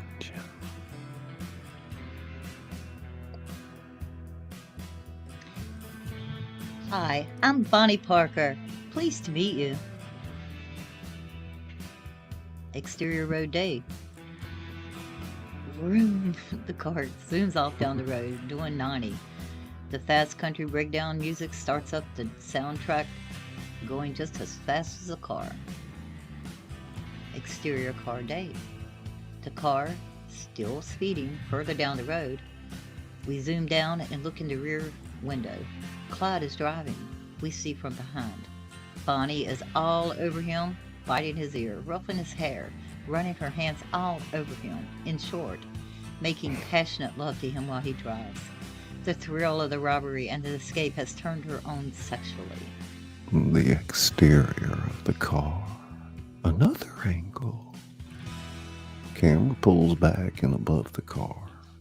Starts to go crazy in a comical fashion. Ska, ska, ska, ska, ska. Manifesting to the audience just what is happening to the driver controlling it. This car swerves all over the road. Ska, ska, ska. Another car comes down the road the other way. Clyde's car swerves so much as to make the other guy drive right off the road into the dirt. It is almost Max-scented stuff, but not quite that much. Bonnie grabs the wheel and turns it sharply. It hairpins off the road onto a shoulder beneath some trees. Check, check, check, check, check, check. That's your Bonnie, cue. Check, check, check, check. Okay. Shut up. Hear your car. Whisper Skuska Honey. in her ear, said Stony Baker. Field guy 316. Interior car. Ska, Bonnie and ska. Clyde. Day. Shut up, man. So, jeez. Still settling to a stop. Bonnie and Clyde appear to be necking heavily now, punctuated by Bonnie's squeals of passion as she squirms up, as she squirms and hops about like a flea, Kathleen. trying to get to Clyde. The floor gear shift is keeping their bodies apart, however, in his aspiration. Bonnie takes the gear, shoves it forward out of the way. She plunges. See, we should have practiced. This wouldn't be so bad. She plunges onto Clyde, burying him from view. You so bad. All right, Listen get to to her. the action. I did. I did. You ready? Wait. Sean. Aren't you Oh ready? my God, it was Oh, get pouring ready. out of me. Bonnie has obviously touched him. With savage coquetry, she tears into her clothes and his. Come on, honey. Come on, boy. Let's go. Let's. See how she gets all riled up. Hey, wait a minute. Quit that now. Cut it out. I said cut it out. He shoves her brutally Keep your away, hands off me, slamming y'all. her into the far car door. Suddenly, he looks as if they've been fighting. It's as if they've been fighting. Oh, good Both God. unbuttoned and unglued, they stare silently at one another, breathing heavily. Clyde gets out of the car, clearly shaken, despite the fact that he may have encountered this situation many times before.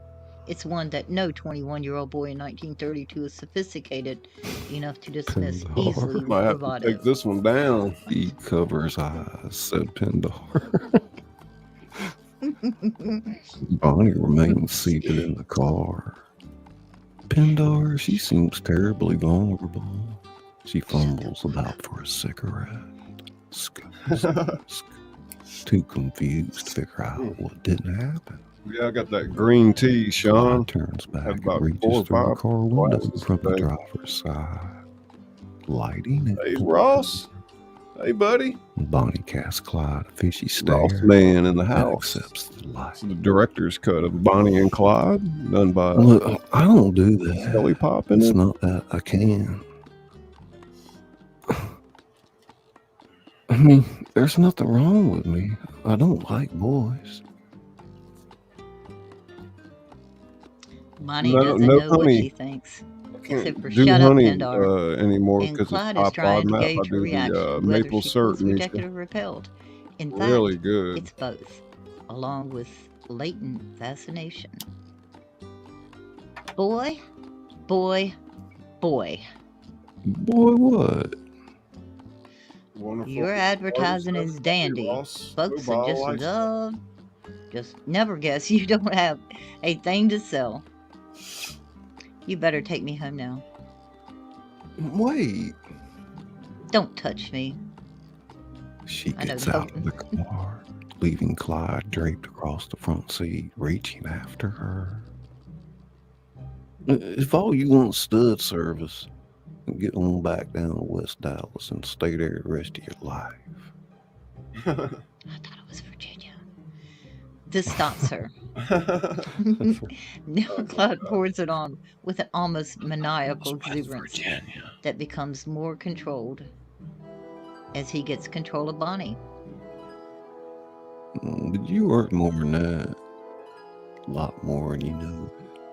And that's why you come along with me. You can find a lover boy on every corner in town and it doesn't make a damn then, whether you're waiting on tables or picking cotton, so long as you cooperate.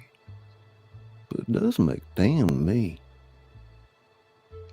Why? Fever dream. Why? Because you're different.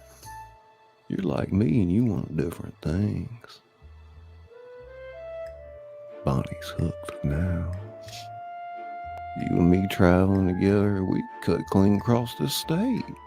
In Kansas too, and maybe dip into Oklahoma, Missouri or whatnot.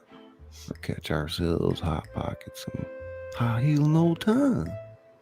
We can be something we can never be alone. I'll show you. We'll walk into the Adolphus Hotel in San Antonio. You wearing a silk dress. They'll be waiting on you, and believe me, sugar, they gonna know your last name. He stops, having begun to woo her to something more intense than a casual physical coupling. When did you figure all that out? First time I saw you. How come? You might be the best damn girl in Texas. Best damn girl in Texas. Close up on Who Bonnie. are you anyway? We cut to the interior of the roadside cafe. Bonnie and Clyde in the day. Bonnie and Clyde seated in a booth. Now, see you, Clyde. The soundtrack bridges the scene. The question that Bonnie has just asked is now suddenly rebutted by Clyde as he points a finger at her. I'll tell you about you. He loves doing this.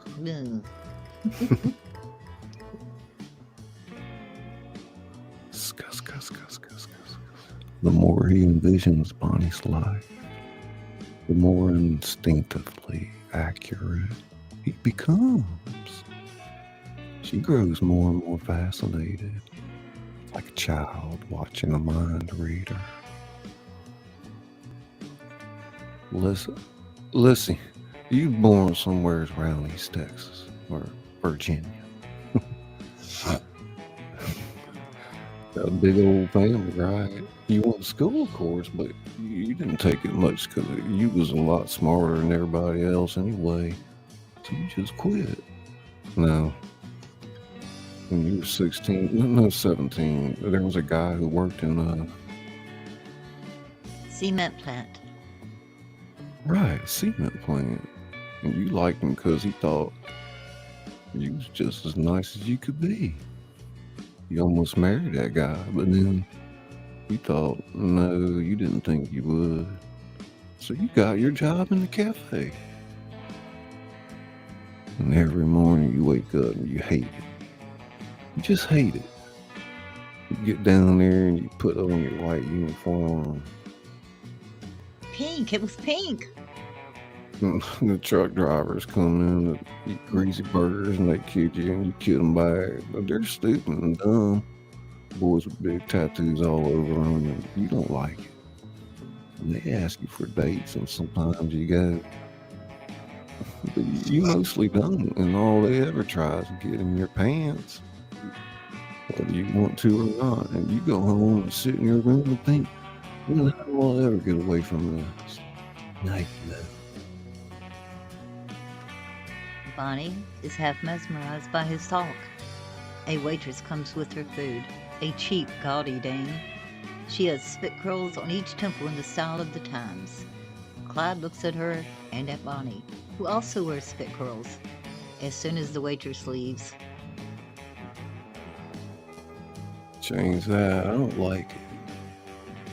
without a word of protest, Bonnie immediately reaches in her bag and takes out a mirror.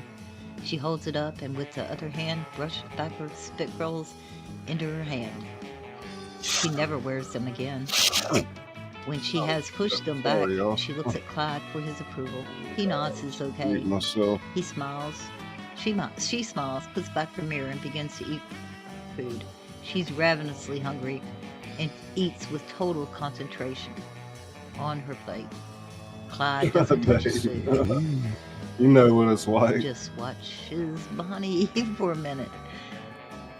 Eat that shit. God, Dang. you're I know it was right in the mic, man. Oh my god. The exterior of the roadside cafe. Day Oh, for heck dusk. yeah, Rocket. Clyde and Bonnie emerge. That's from the Izzy cafe doing into Bonnie. the early evening. They move I guess toward I the do a car pretty good they have Clyde. stolen. Just beyond sits a newer model car. Thank you for coming Bonnie in. is surprised to see Clyde head toward the newer car. Hey, that ain't ours. Sure it is. But we came in this one. Don't mean we have to go home in it.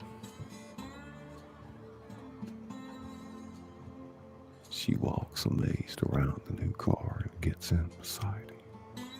Turns the key and they pull away from the cafe. Sk, sk, sk, sk. Interior, abandoned farmhouse. A wide shot of the parlor living room during the day. The room is bare. In the middle, Bonnie is waking, having slept on a couple of car seats covered with an old piece of tattered blanket. There are windows behind her. She looks about, bewildered. Clyde! She starts to panic and Smooth runs toward southern the window. drawl. Virginia Clyde! drawl. At another window, Clyde appears. Hey, lady. Where you been keeping yourself?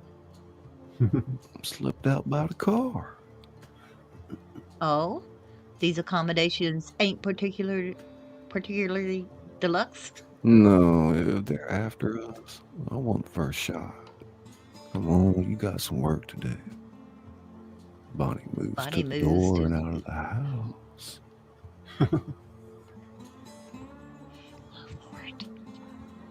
The exterior of the farmhouse. Front yard in the day. On the door, a sign which reads, "Property of Midlothian Citizens Bank. Trespassers will be prosecuted." It's a wide angle. Dilapidated picket fence, 6 old bottles have been placed. As Bonnie joins Clyde, he turns and fires 6 quick shots. The bottles disappear. You're good Welcome in, Drifter. The Director's best. cut of Bonnie and Clyde. and modest. I don't know about that. Come Busy on, you and got a whole setup night over here. narrating this about a year or so ago. Set her spinning. Bonnie fires. She misses. Again, come on down slow with it. Bonnie fires again and hits the tire. Sk, sk. She smiles. Blows the smoke from the barrel in pride and self-mockery. Ain't you something? I tell you, I'm gonna get you a Smith & Wesson. It'll be easier in your hand. Now try it again once. Bonnie sights. As she's about to fire, a man appears around the corner of the building. A farmer. She fires and hits the tire. I do. Clyde whirls at the sound. He grabs the gun from Bonnie because it is empty. He aims at Farmer. No, sir. No, sir. You all right ahead. You go right ahead. Clyde watches him warily.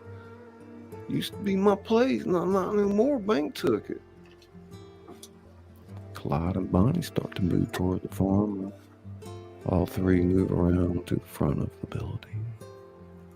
At a distance, we see an oaky cart loaded with belongings. A woman with a baby. An arm sits in front. A smaller boy stands outside the car. Yes, sir. Moved us off. Now it belongs to them. Well, that's a pitiful shame. You damn right, ma'am. He looks up to see an old black fellow who has come from a distant shack and now stands near Clyde's car. Me and him put in the years here, yes, sir. So you go right ahead. We just come back for a last look.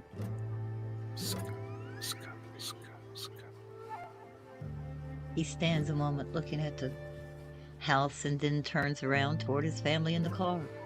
Clyde and Bonnie look after him. Clyde spins and fires 3 fast shots into the foreclosure sign.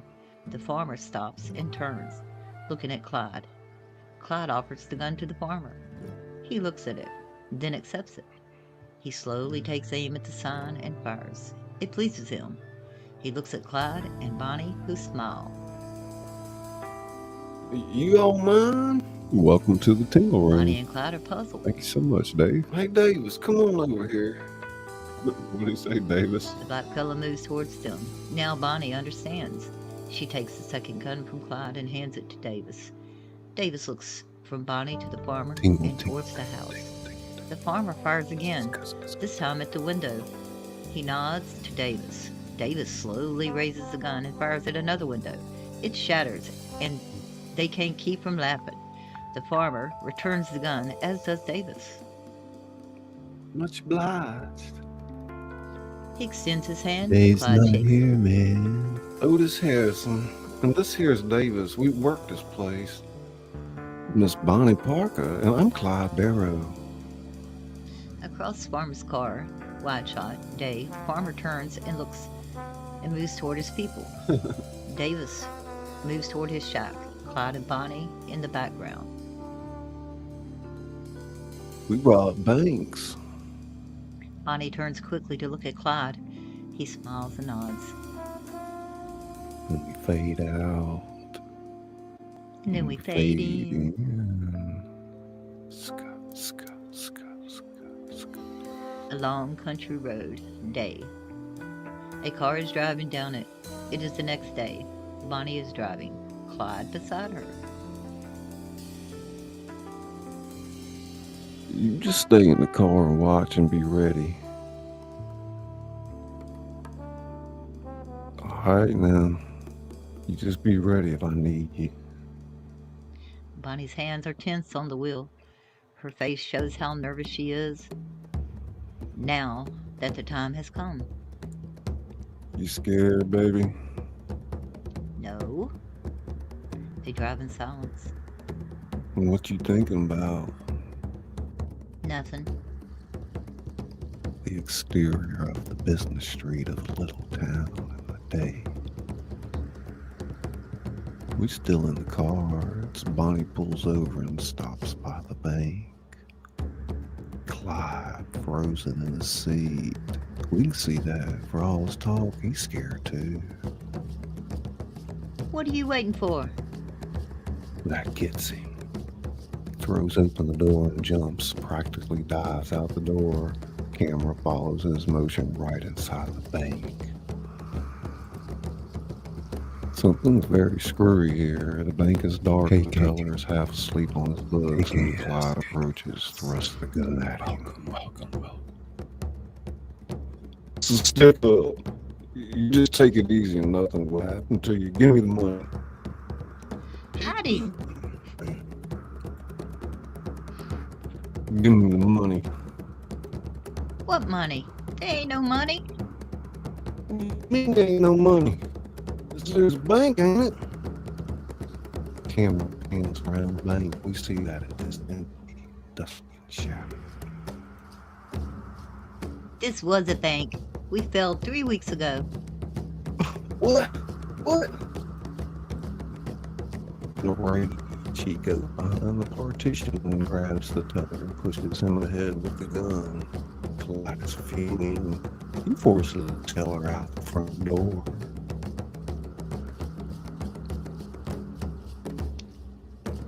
Exterior bank. Showing Bonnie in the car. She is terrified as she sees Clyde and the teller coming at her. She doesn't understand what is happening. You tell her.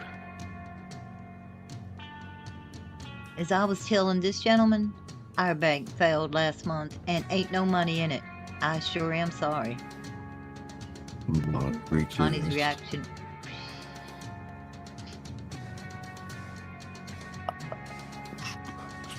Bonnie's reaction is one of hysterical relief and appreciation of what's funny in the situation. She laughs uproariously. She can't stop laughing. This makes Clyde madder than ever. He shoves the teller to the ground. Completely humiliated, Clyde gets in the car, shoving Bonnie over. She is still laughing. Bonnie starts the car. Clyde points the gun out the window. Angle to the bank. On the soundtrack, Bonnie's laughter. Still driving. Bonnie has still not fully recovered from her mirth, but it is quieting down because she sees that Clyde is really mad and can't be pushed too far.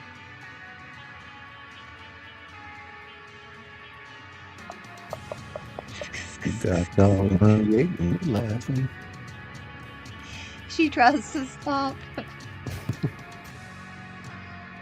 Papa's Scully. Thanks so much, Dave. See you soon. You keep it running. Grocery store.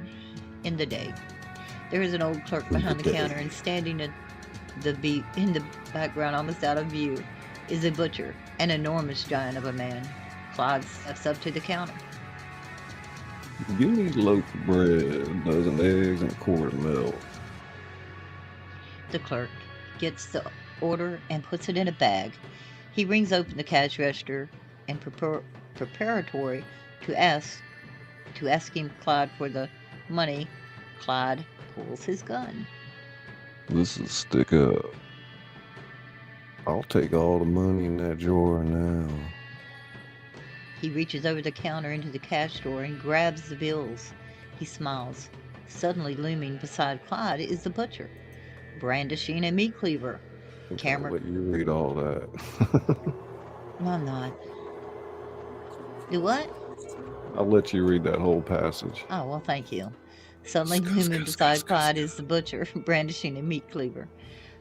Camera looks up at his formidable sight as the cleaver comes crashing down, missing Clyde and sticking it in the wooden counter. He grabs Clyde around the chest in a bear hug and actually lifts him off the ground. The struggle is in silence. Clyde is terrified, fighting wildly to get free. The gun in Clyde's hand is pinned because the man has Clyde's arm pinned to his thigh. Clyde tries to raise the barrel at an upward angle to shoot. Finally, he is able to do so. He fires. The bullet enters the butcher's stomach. The butcher screams, but reacts like a wounded animal, more furious than ever. He still holds Clyde in a fierce hug, staggering around the store, knocking into shelves and spilling cans. Clyde is hysterical with fear. He shoots the butcher again. The butcher falls to his knees, but still doesn't release Clyde. In a panic, Clyde drags the man to the door, trying to get out. Outside, Bonnie sees Clyde and the butcher holding his legs. She is terrified. Clyde drags him out on the street. The butcher won't let go. Clyde, in a real panic, aims the gun at his head and fires. Click. Out of bullets. In blind fury, he pistol whips the butcher's head with two terrific swipes. Finally, the butcher lets go. Hysterical, Clyde jumps away and leaps into the car on the other side. Bonnie still at the wheel. Get the hell out of here. They drive off at top speed. It's story time with Uncle Bill. Let's say hello to a couple people here real quick. Some of your community I see. Oh, shoot him, Bonnie. Alice has a huge role. Shout out to all our moderators out. Clyde is shaking. He speaks haltingly, panting, trying to get control of himself. Damn him, that big son of a bitch. He tried to kill me.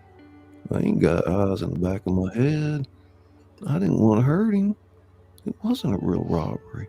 Some food and a little bit of dough. I'm not against him, damn.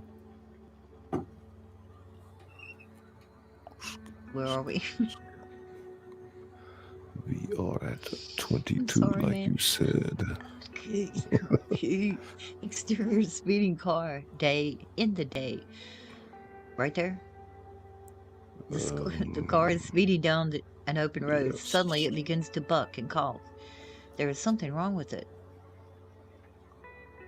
Close shot. C.W. Moss. Exterior of the filling station. His cherubic cheeks are puffed up as he blows into the fuel lines of Clyde's car. There is a distinctly flat sound. Clyde and Bonnie. Clyde stands by the hood. Bonnie remains seated in the car. Clyde is covered with sweat and grease. Clearly he has gotten in his licks of the engine without success. Neither he Yes. nor Bonnie seems impressed by the noise CW is making. What? Don't want to try out for a smoking caterpillar. Oh my god. Sasquatch wanted to do the caterpillar, remember? Oh yeah. We'll Ooh, see what happens. Petey's excited for awesome Wonderland. Alright. Now you didn't. You want to What do was this wrong anyway? Air bubble clogged fuel line. CW now stands between Bonnie and Clyde. I just blowed her away. Clyde still can't get over it. You just blowed it away. I'm not belching. He is embarrassed before Bonnie. Excuse me, ma'am. Anything else I can do for you? Clyde nods vigorously. Looking Creepy. across CW's back to Bonnie. Bonnie gets the message. PD team. Well, I'm not sure. She looks around. Say, them little red things there sticking up, are they gas pumps? Sure is. Isn't that interesting? How does that there gasoline get in my little old car? Well, you see, there's this tank underground. And the gas coming up this tube and the pump into your car, man. My, you're a smart fellow. You sure know a lot about automobiles, don't you? Yeah, I do. Well, would you know what kind of car this is? Yes, it's a Chevrolet 8-cylinder coupe. No. Sure it is. No. This is a stolen Chevrolet 8-cylinder coupe. CW jerks his hand off it as if he touched a hot stove. Clyde said, "You ain't scared, are you?" "I believe he is. What a pity. We sure could have used smart boy who knows such a great deal about automobiles. You a good driver, boy?" I guess so. Well, I don't think so. He better off here. What's your name, boy? Let's see W. Moss. What's the CW for? Clarence Wallace. I'm Miss Bonnie Parker, and this is Mr. Clyde Barrow. We rob banks.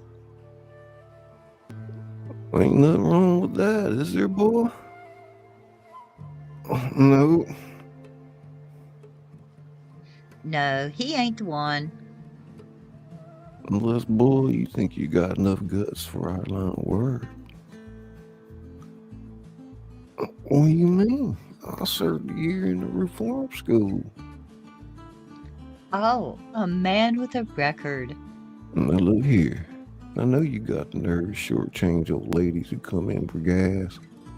What I'm asking you is if you got what it takes to pull bank jobs with us. Mr. C.W. Moss? Sure I could. I could. I ain't scared. Is that what you mean? Prove it. C.W. walks away from the car. Camera remains where it was. We see him walk inside the gas station office, open the cash drawer, close it, and come out. He emerges with a fistful of money. He walks over to Bonnie's window, sticks his head inside, and drops the money on her lap. We see the bills flutter down. Not a word is spoken. Bonnie moves over into the middle. C.W. opens the door and gets in behind the wheel. For a moment, we see them all sitting there together, each smiling their little smile. Clyde starts to hum a hillbilly tune quietly. The soundtrack picks it up, banjo and violin, etc. And the music swells. They drive off down the road. It's the interior of the hospital room in the day. Small room with a bed. On it covered by a sheet which humps like a mountain over his enormous stomach is the butcher. His head is propped up on a pillow, and he sips liquid through a bent glass straw. He grunts negatively and goes on sipping from his straw. One picture, two, three go by. Fourth picture is a mugshot of Clyde. Giving the butcher grunts no without hesitation. As the next picture comes into view, we dissolve to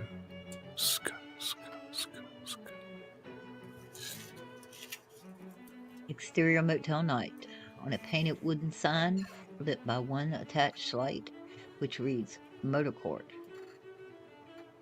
Room in Motor Court. Night.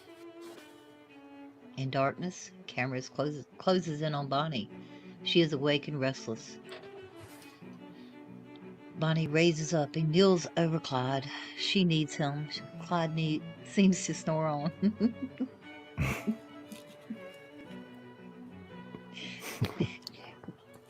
Why's that so funny? BD tingle, tinkle, tinkle, tinkle, Damn tinkle. tune of my life. Oh my God. Oh Jesus. Camera drops between them. Camera drops between them, and we see that the story actually comes from CW. Bonnie drops back on her pillow. We cut close on Clyde. He is awake. Interior cafe in the day. Bonnie, Clyde, and CW is seated in a booth in a cafe.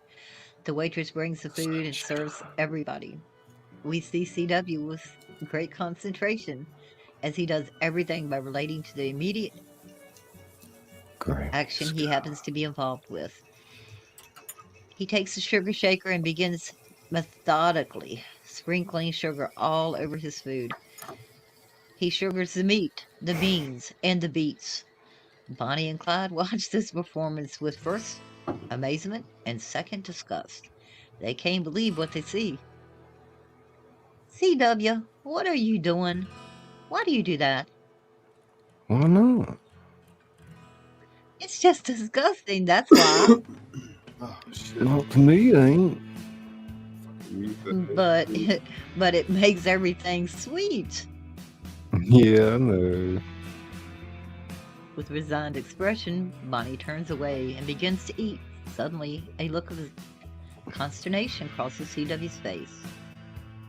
Damn, no mayonnaise. He gets up and goes down to the counter on the other end of the restaurant, out of our vision, apparently planning to put mayonnaise over the sugar. Story time. The minute he is out of earshot, Bonnie gets Clyde's attention. Clyde, why does he have to stay in the same room as us? Clyde seems not to have heard the question. He takes up the sugar shape and spreads a thin field of sugar on the dark table service. He will sketch his plan in the sugar. Let me show you about tomorrow. Why? Now, CW, I'll be waiting right outside the car. Here's the teller's cage. 4 of them over there at the desk and what have you. Why, Clyde? Hmm. In the same room with us? Well, where else? They ain't gonna spread out all over the state. The harshness of his tone concerns him, and he recovers with a smile. Not yet, anyway. Now, the door to the bank is here now. You cover me from there. Just that I love you so much. You best damn girl in Virginia. Jesus. CW goes back with the mayonnaise. Looks at the table. Oh my God. Hey, you spilled the sugar. 3 shots. 3 shot. Layout for tomorrow up in Minneota. Minneota? Gosh, that's 400 or 500 miles from here. So what? We take US 85 to Wills Point, don't you know? Come on over State Highway 28 to Kaufman. Keep on going. Keep on going until we hit the Farm Market Road, connects to 105, and that's right up by Minneota on Saturday afternoon. The Small Kansas town. Ska. Car drives into a small Kansas town. This Saturday, sunny. Streets are filled with people, cars and wagons. CW's driving. Bonnie's in front with him. Clyde's in the back. CW looks scared to death at the idea of robbing a bank. The car pulls up in front of the bank, double parked. Bonnie and Clyde get out. Keep it running, baby.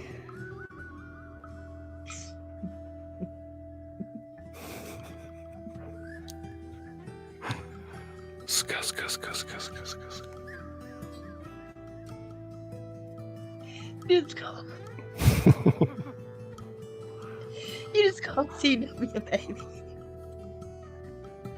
Okay. You just called CW, baby. Bonnie Clyde entered the bank.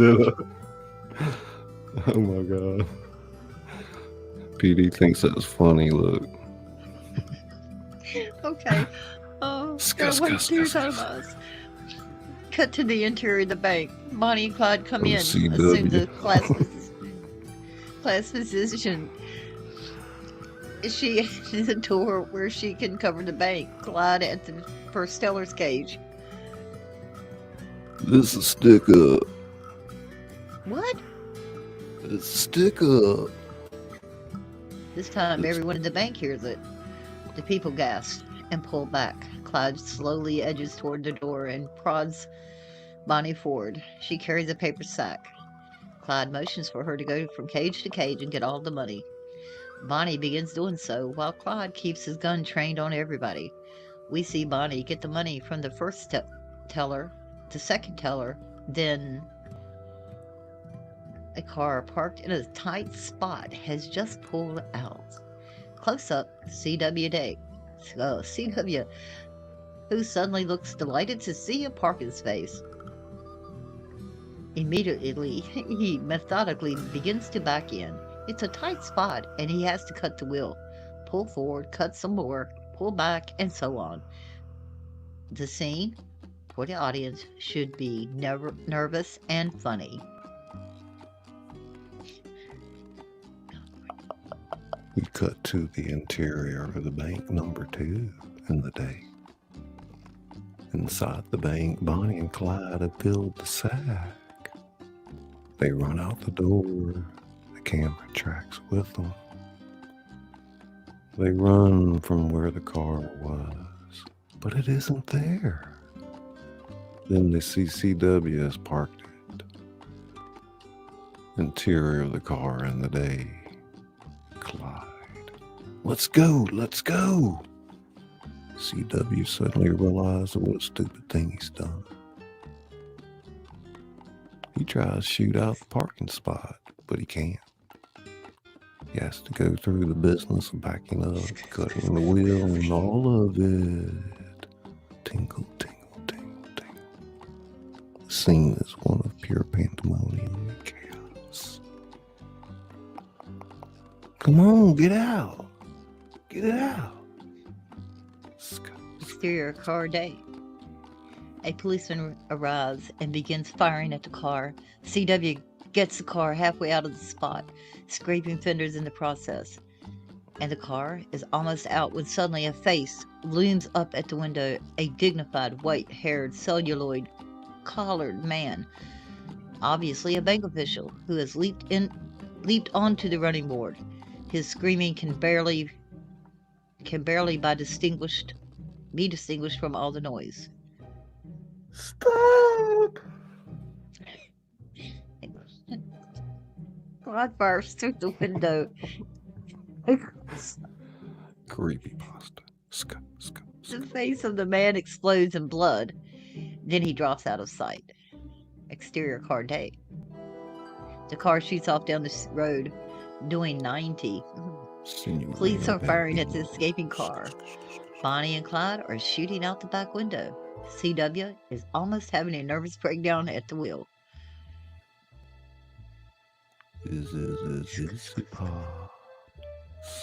Scully.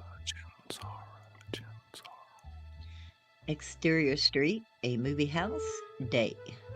A police car that had been chasing Clyde and Bonnie's car comes down the street. It is obvious that the cops have lost them. They are searching the street for a sign of Clyde's car. They pass a movie house where the marquee reads Gold Diggers of 1933. They slow for a moment, decide that is not probable place to look. They drive off. Brain tingles. The interior of the movie house, a wide across audience. The opening musical sequence of Gold Diggers is on the screen. Tight shot at the audience. Clyde is nervous and keeps watching the entrance doors. He's in a rage. He shifts in the seat.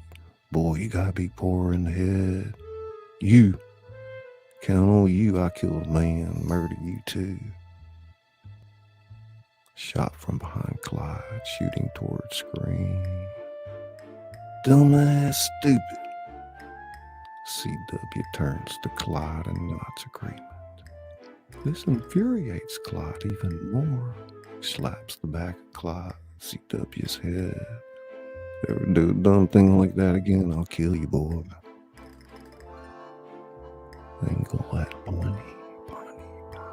She's been watching the movie. Is now disturbed by the noise. She turns back to Clyde from her seat on the aisle. Shh! If you boys want to talk, why don't you go outside? She smiles at her joke, turns back to the screen, to the movie, which she is obviously enjoying enormously. Interior, cheap motel bathroom. Close up, Bonnie, in the day. On the night of the screen, Bonnie, on the right of the screen, Bonnie stands at the sink, fixing her makeup in the mirror. The makeup has become more conservative. On the left, further back, is a bathtub, and in it sits CW. His head and knees peek over the gray, soapy water. He is engaged with his usual single-minded concentration in washing himself, carefully scrubbing his arms, not a thought in his head. Bonnie finishes her makeup and regards herself quizzically, tilting her head to look at herself at different angles. She is smoking a cigarette and really studying herself. What do you think of me, CW? Well, you're just fine, I guess. Well, of course, you're a real good shot, and, well, sometimes you look pretty as a painting. Camera stays with Bonnie during all this, watching her look at herself as she listens to CW's evaluation. She has a narcissistic concern at the moment, and she hears him enumerate her values. She thinks about each in turn and decides, yes, that's true. Hey, Bonnie, could you get me that wash rag there? Responding automatically, Bonnie turns and walks to a towel rack, pulls the washcloth off, and starts towards CW. Then, when suddenly she stops with a smile on her face and with a sudden motion, teasingly, she holds the washcloth out at an arm's length. Won't you come get it? Huh? Won't you come get it, CW? Suddenly, CW looks mortally embarrassed as he realizes what that would entail. Oh, Bonnie, come on, give me it. Bonnie tries another tack. She begins sauntering over slowly, teasingly, still holding out the treasured washcloth.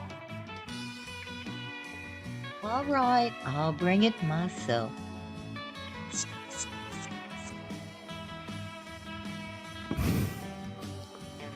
She moves closer to the tub. CW realizes that she will be able to peer down into it and see him. He frantically reaches up with one hand and yanks the washcloth into the tub. He's a lump. This irritates her. His very presence is demanding to herself and Clyde. You simpleton. What would you do if we just pulled out some night while you was asleep? I wouldn't know what to do. But you wouldn't do that. You couldn't now. Bonnie realizes with some weariness the inevitable truth of what he said. Thus, resigned, she says patronizingly, "That's right, CW. We'll always be around to take care of you." Pointedly, she throws her cigarette in his bathwater. She turns and leaves the bathroom, Did you hear that, slamming the sunshine? door behind her. What? Can you do that again? No, it was That sound effect. yeah. That was Rubbing the beagle. of the cigarette going out in the water. Jen's horror. Yeah. It's beagle scuff. And it's gonna be rough. Takes no note of Bonnie's present condition. The moment she enters, he looks up. "Bonnie, I want to talk to you. Sit down. This afternoon we killed a man and we were seen. Now, nobody knows who you are yet. They're gonna be after me and anybody who's running with me. That's murder now, and it's gonna be rough. Look, I can't get out, but right now you still can. You say the word and I'll put you out on the bus, go back to your mother. Because you mean a lot to me. I ain't gonna make you run with me. So if you want, you say the word." Bonnie's moved by his offer, has tears in her eyes. Why, we ain't gonna have a minute's peace. Bonnie doesn't like him in this mood. She tries to josh him out of it. Pshaw. Honey, we could get killed. Who'd want to kill a sweet young thing like me? I don't know, sweet young thing. Oh, Clyde, I can't picture you with a halo. And if you went to the other place, you'd rob the devil blind, so he'd kick you right back to me. Close up on Clyde, touch deeply. We realized this was a lovely thing to say to him. All right, let's see here. Let's take a quick little break here. Let's see what's Yeah. coming up. You see what's coming up? They Oh, don't gotta know smack it yet, myself. do Yeah. Oh, gotta smack that side and that side. they? Look at who's gonna read that? I'll read it. You know I can do it. I said. Yeah, just smoke that cigarette, Petey. You damn right. I'm getting ready to light one. Yeah, it's time for a cigarette. Well, Yeah. maybe It'd be- after the scene would have been better, but I was gonna say that. Maybe you want to wait till after it. Marie Holiday, welcome to the show. Popcorn tinkles. Scott, Scott, Scott, Scott, Scott. Scott, Scott, Scott, Scott. Catlin. Trader tingles. Hey, Shane's at Paralife TV. Shane Ska. Say hey to everybody for a minute. Y'all enjoying the Hey, show everybody, tonight? for a minute. Debbie Tingles. Kiki, Kiki. Are you see reading that? it? No, I'm reading what Oh. she said. Is that your favorite part, PD? Oh my god. I'm going back Oh and looking my at these. I couldn't I see don't know these. what sometimes I get brain tingles listening to PD. You know, it depends on what's going on. It's but- called connecting. I know, right? Kiki Ska. Kiki, do you love me? How you been doing, Shane? Kim me Maple to be. syrup tingles. The end. Miss Lover tingles. Ska, ska, ska, ska, ska. Hey, Mr. J. Hey, Mr. J. Thank you, Judas Mr. J. Cradle. Taylor's Traders a month. Yeah, I really like this format. It's a lot of fun. Why are you smiling there, Popcorn? Popcorn. And Wilson face green smile. They don't show those emojis on StreamYard. No, that's why I was looking at us. So why are you smiling? But you can see them on YouTube. He's got brain tingles. That's what Harley it was. Brain Grubber. tingles.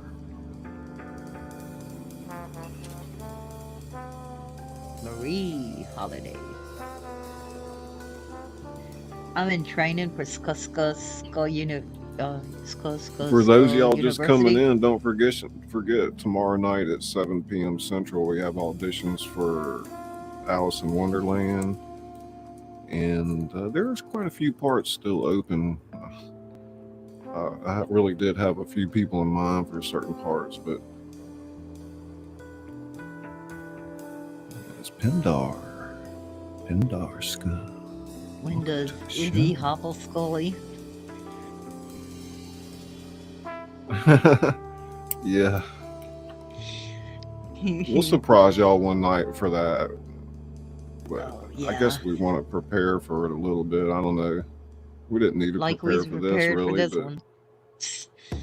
He gave it to me last night. Says we're going to do this tomorrow night. This is how prepared we are. He shows I know, up I 5 went minutes from, till showtime.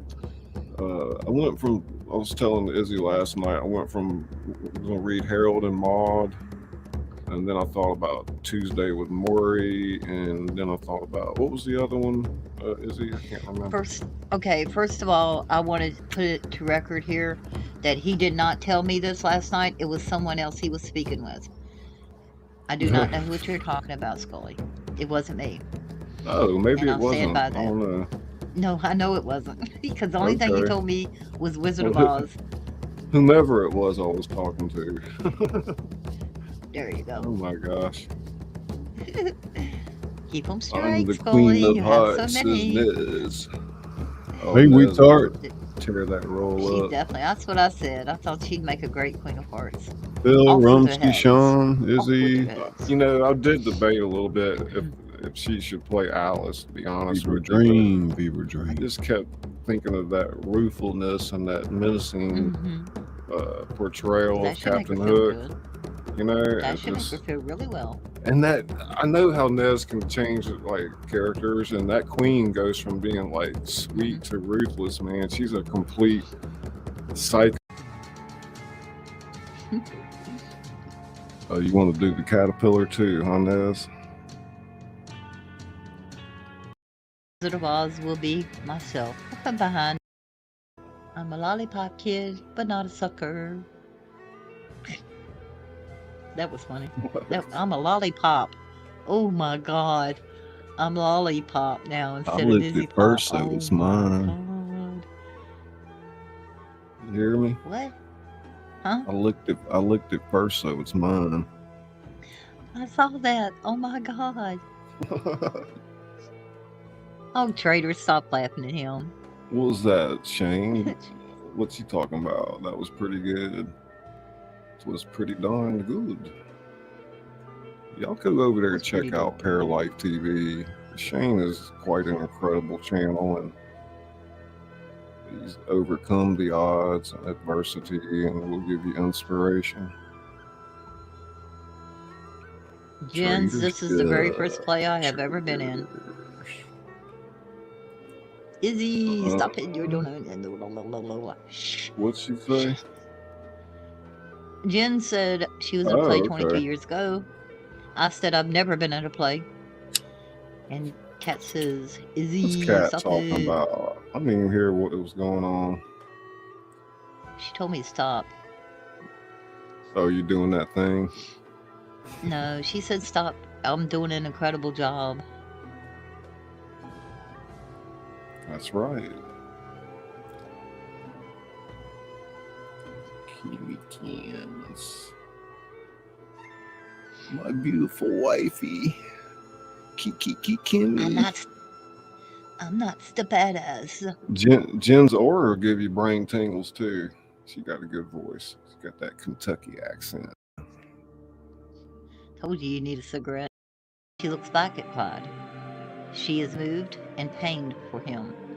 She touches her cheek with the gun and waits for him to be able to look at her. Finally, he does. Her look eases him and he almost smiles. Interior Buck's car. Day. Shot of little fuzzy dice. A little fuzzy doll tied by a white shoestring to the rear view mirror of a car. The car is moving, the doll is bouncing up and down. In the front seat are Buck and Blanche Barrow.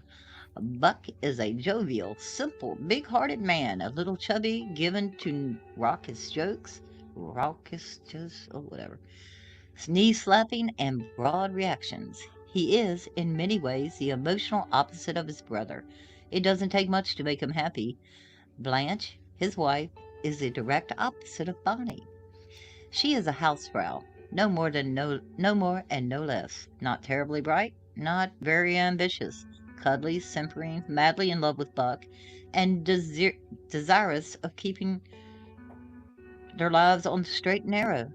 As the scene begins, we hear and then see Buck driving, singing, "The Great Speckled Bird." Blanche is sitting next to him, looking at a movie magazine, appearing fairly miserable.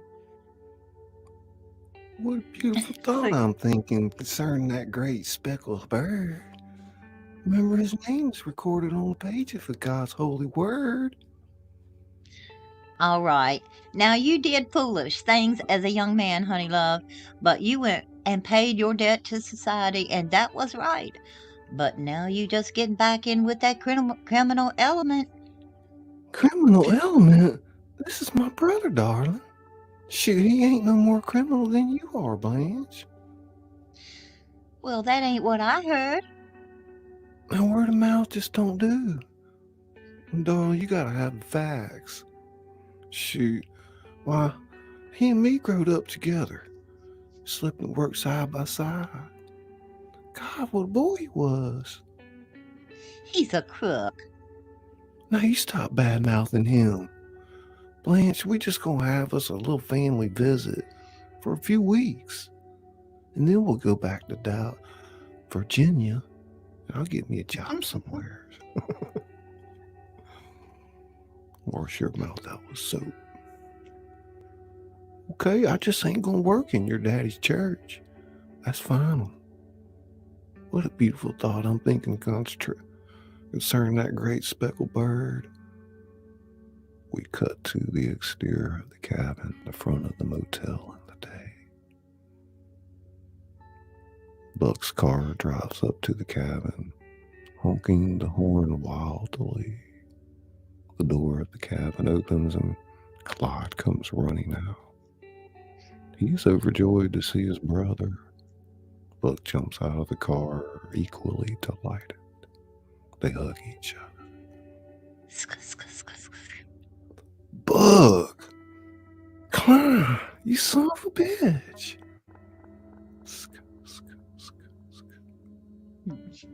They laughed happily and began sparring with each other, faking punches and blocking punches, an old school ritual. There is a great feeling of warmth between the two brothers. Clyde is more outgoing than we have ever seen him before. How's Ma? How's my sister? Just fine, just fine. Send her best to you.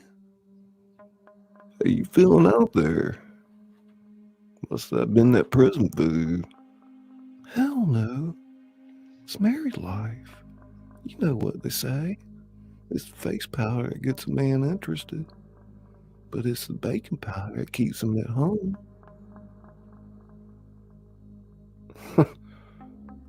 You want to meet my wife? Hey, honey, come on out here now and meet my baby brother. Camera swings to the car.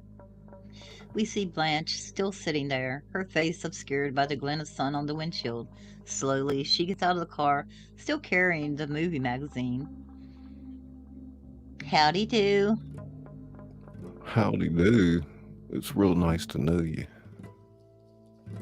Buck beams with pleasure, thinking they must like each other. Bonnie comes out of the cabin, standing out on the steps. The screen door slams behind her. Close up, Bonnie, expressionless, looking it all over. Buck and Clyde notice nothing of this. Buck bounds over to Bonnie, all jollity. Well, you must be Bonnie. Now, I hear you've been taking good care of the baby and the family. Well, sis, I'm real glad to meet you. I'd like you to meet my wife, Blanche. Hello. Hello. There's an awkward There was pause. Suddenly, the screen door opens and CW comes out, dressed in his long underwear.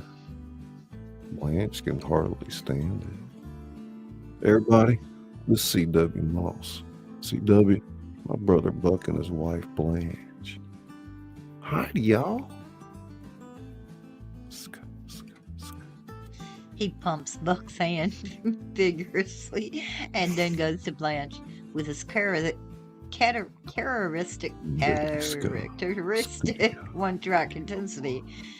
He decides to act just as friendly as he can with Blanche, ignoring the fact that he's standing there in his underwear.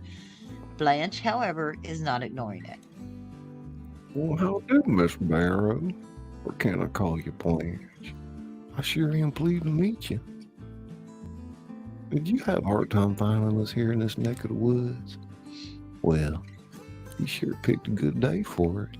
So you got a screen laying there, and new photos of Myrna Boy. She's my favorite picture star. Blanche is starting to edge over to Buck in a sheer panic as this strange young man in his BVDs. But CW takes no notice of it at all. Blanche finally grabs Buck's arm. Bonnie watches it all smirking. Hey, let me get that Kodak. Buck goes to his car and gets a folding brownie camera. Hey, CW, go put your pants on. We're gonna take some pictures. Y'all hear about the guy who thought Western Union was a cowboy's underwear? Buck and Clyde and CW laugh heartily. CW goes into the cabin. Buck pushes Blanche and Clyde together, posing them for a picture. Let me get one of my bride and my brother. Wait a minute. Let me get one of my bride and my brother? It says Bonnie. No, Clyde, you say it. I don't know. Whose That's line is you. that? I know. Let me get one of my bride and my brother. I don't think so. Buck, don't take my picture now. I'm just a mess from driving all day. Oh, honey, now you look real fine. Bonnie watches Blanche's behavior with hardly veiled disgust. Buck snaps the picture as Blanche is about to move out of it. Did you take my picture? Oh, Buck, I declare. Buck laughs Buck- and goes to Bonnie, takes her by the arm and moves her next to Clyde and Blanche.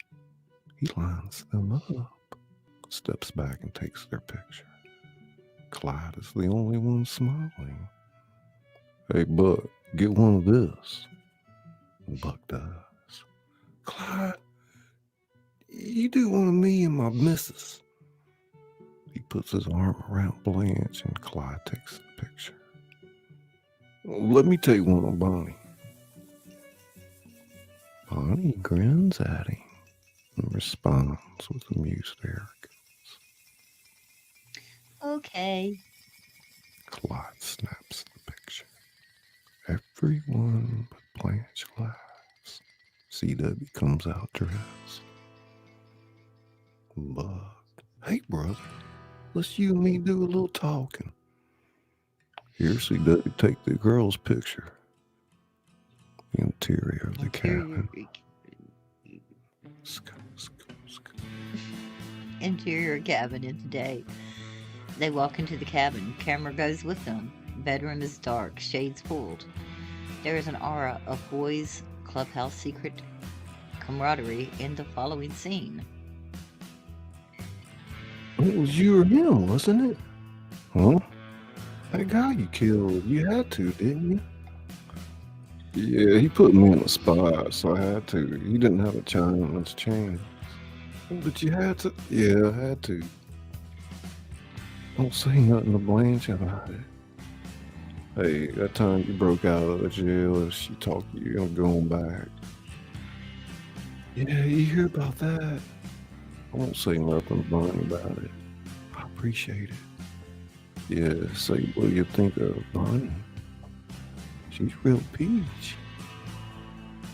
There is now a long pause, a lull in the conversation, as if they asked each other all the questions and are now out of things to say. It is too much for Buck, the natural enemy of silence, who suddenly claps his hands together and bursts out animatedly. And Oh, we gonna have us a good time. We surely are. Yes, sir. What we gonna do? Well, how's this? I thought we'd all go to Missouri. They ain't looking for me there. We'll hole up someplace and have a regular vacation, all right. No trouble now. No trouble. I ain't looking to go back to prison. Hey, what's this I hear about you cutting up your toes, boy? Ain't but half of it. I did it so I could get off work detail. Breaking those damn rocks with a hammer day and night. Sure enough, next week I got parole. I walked out of that godforsaken jail on crutches. Shh, ain't life great? exit road during exterior road day. We see two cars, one behind the other, driving down a main road. Clyde is driving. Buck sits next to him. No one else is in the car. And the doc, he takes him aside, says, son, Your old mama just getting weak and sick laying Thank there. you, Sean, man. Appreciate it. I want you to persuade good her to take a evening. little brandy. You know, pick up her spirits. My doc, said, you know my mom was a teetotaler. She wouldn't touch a drop. Well, I'll tell you what. Doc says, why don't you bring her a fresh quart of milk every day from your farm? Except you fix it up so half of it's brandy and don't let on. So he does that, doctors it up with brandy. His mom drinks some of it. Next day he brings it again. She drinks some more. She keeps it up every day. Finally, 1 week later, he brings her the milk, and don't you know, she just shouts it all down. Looks at her bag and says, son, whatever you do, don't sell that cow. Clyde and Buck explode in laughter. Interior second car in the day. At the top of the laugh, cut to the interior of the second car, riding it right in the back of them. The atmosphere is completely unlike the cozy and jolly scene preceding. We have dead silence. Bonnie is driving, smoking a cigarette, grim. Blanche, seated as far away as she can to get away from Bonnie without falling out of the car, makes a face at the cigarette smoke, rolls down the window for air. CW's in the back, seat just staring. Garage apartment in the day. A residential street in Joplin, Missouri, Spicy. showing a garage apartment over a double garage. Camera sees Buck talking to a dapper gent with keys in his hand. Buck pays him. The man tips his hat and walks off. Buck gestures and Clyde drives a car into the driveway. CW follows, driving Buck's car with Blanche. Clyde stops beside Buck. Buck leans into Clyde's car and says, I give you month's rent in advance. We're all set. Let's get inside. Clyde calls back to CW in the following car. Pull up and unload the stuff. Honey, love, I'm taking you in our first home. Blanche giggles. The two cars pull up before the garage and the people start to descend. Interior garage apartment in the day. A winded Buck enters and puts down Blanche, as others behind him carry in their things and disperse throughout the apartment. Oh, look, it's so clean, Buck. And a Frigidaire, not a nice box. He gives me grocery number. Goes He to goes the to the phone. Let me see, 4337. Operator, please, ma'am, may I have 4337, if you please? Oh, they got linoleum on the counter. Ain't that clever? Hello, Smitty's Grocery. I'd like to order a mass of groceries. Oh, yeah, 143 Hillsdale Street. Let's see, about 8 pounds of pork chops, 4 pounds of red beans, and a can of Chasing Sanborn. Oh, isn't this something, Daddy? It's quiet. A quart of milk, 8 bottles of Dr. Pepper, and that's it, I guess. No, a box of Rice Krispies.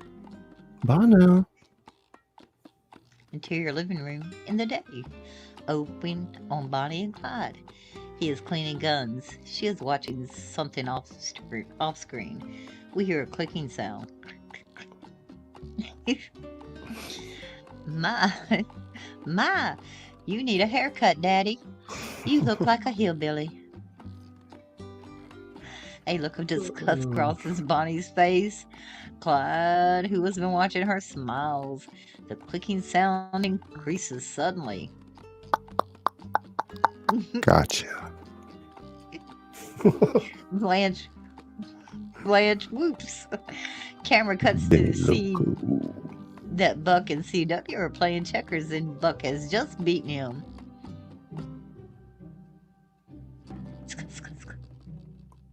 Again? Boy, you ain't never gonna beat me, but you keep trying now. He starts to set up the game again. just like an old man, plays checkers all the time and doesn't pay any attention to his poor lonely wife. She ruffles his hair again. Cut it out now, honey. I'm gonna teach this boy a lesson he'll never forget. Camera cuts to Bonnie, watching with disgust. Then slowly a wicked smile hedges across her face. She watches for a moment more, then she rises and with the most ingenuous look she can muster up, beckons to Clyde, follow her into the bedroom. A little puzzled, Clyde follows. The interior closes of the the door. bedroom. That's Bonnie right. closes the door and immediately begins fussing with Clyde's hair, doing a scathing imitation of Blanche. Though her miming expresses her irritation at being closeted with a baromenage, it is also a peach. It is also a peach doing an imitation of a lemon, and it is disarmingly sensual. Indeed, the mimicry allows Bonnie to be physically freer with Clyde, and allows Clyde to respond without anxiety, without self-consciousness. We should have the distinct, if momentary, feeling that Clyde could suddenly Tingle pop. make it with Bonnie. Tingle pop. Oh, Daddy, you sure need a haircut. You look just like a little old hillbilly boy, I do declare. Oh, mercy me, oh my stars. Clyde laughs, and Bonnie tugs at the shirt. She kneels on the bed cover over Clyde, who quietly, easily drapes across it. Oh, Daddy, you're such a slowpoke. She's letting her hair fall loose, its golden ends brushing up and down Clyde's body. Hush up a little. They're in the next room. Shoot, there's always going to be somebody in this room, the next room, and every other kind of room. Chat room. Hey, DC tingles.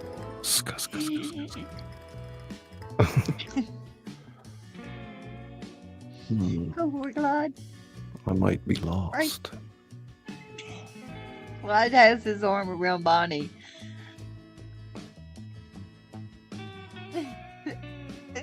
There ain't no way to talk about my brother. No.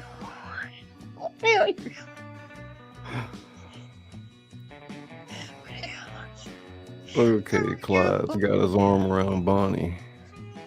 She's almost draped across him, but in the direction of the length of the bed, so their bodies almost form a crooked cross. She digs an elbow in his stomach. Oh, now that ain't no nice way to talk about my brother. I ain't talking about your brother. Hang on a second.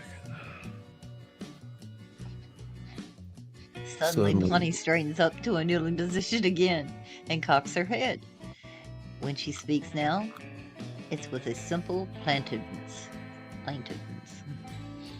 Honey, do you ever just want to be alone with me? I don't mean like that. I mean, do you ever have the notion of us being out together and alone, like at some fancy ball? Or I don't know, where we could walk in all dressed and they announce us and it's fancy and in public, but we're alone somehow? We're separate from everybody else, and they know it. Clyde looks up at Bonnie affectionately. He runs his hand carelessly down her body. I always feel like we're separate from everybody else. Don't you, baby?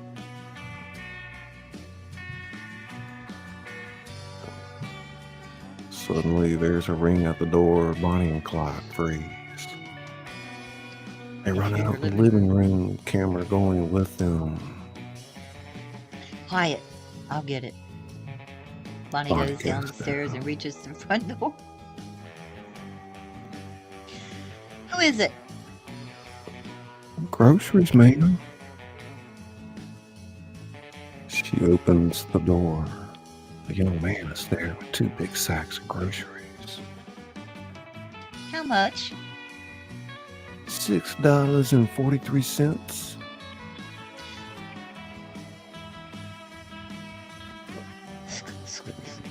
I thought my mic was clipping. Hang on a second. Let me pull that down.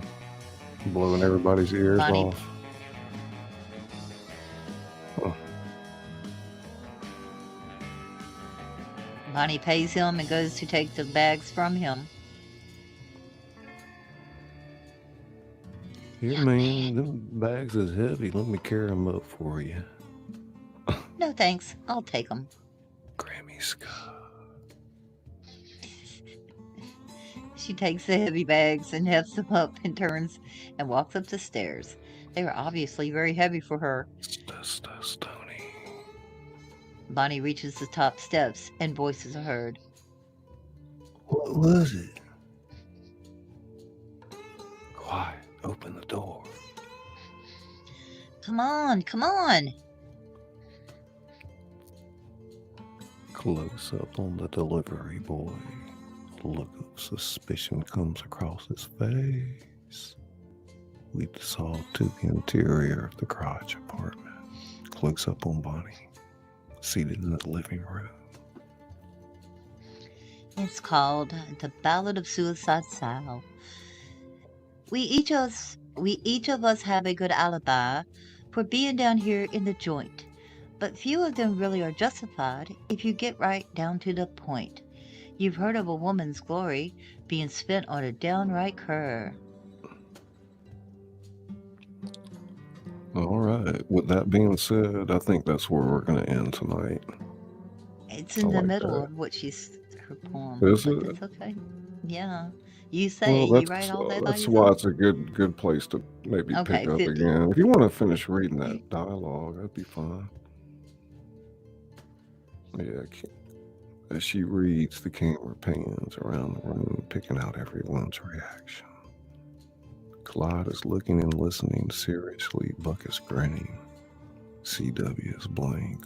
Blanche is in the kitchen cooking. Still, you can't always judge the story as true being told by her. Now, Sal was a gal of rare beauty, though her features were coarse and tough. Yeah, I knew her. She was cockeyed and had a little hair lip and no teeth. Bonnie flashes Now- him a look that could kill. He shuts up fast. Now, Sal was a gal of rare beauty, though her features were coarse and tough. She never once faltered from duty to play on the up and up. Still listening, Clyde gets up from his chair and walks slowly past the living room windows. Turns and looks out the window. Sal told me this tale on the evening before she was turned out free, and I'll do my best to relate it just as she told it to me. It's the law. As Hi. soon as Clyde calls out, Blanche drops the frying pan on the floor and begins screaming. Guns begin blazing from everywhere. We rarely see who is shooting at whom. Yep, I think that's it. Good. 51. It's about halfway, so we can finish the other half another night. That's fine. Yeah. Thank you, everyone.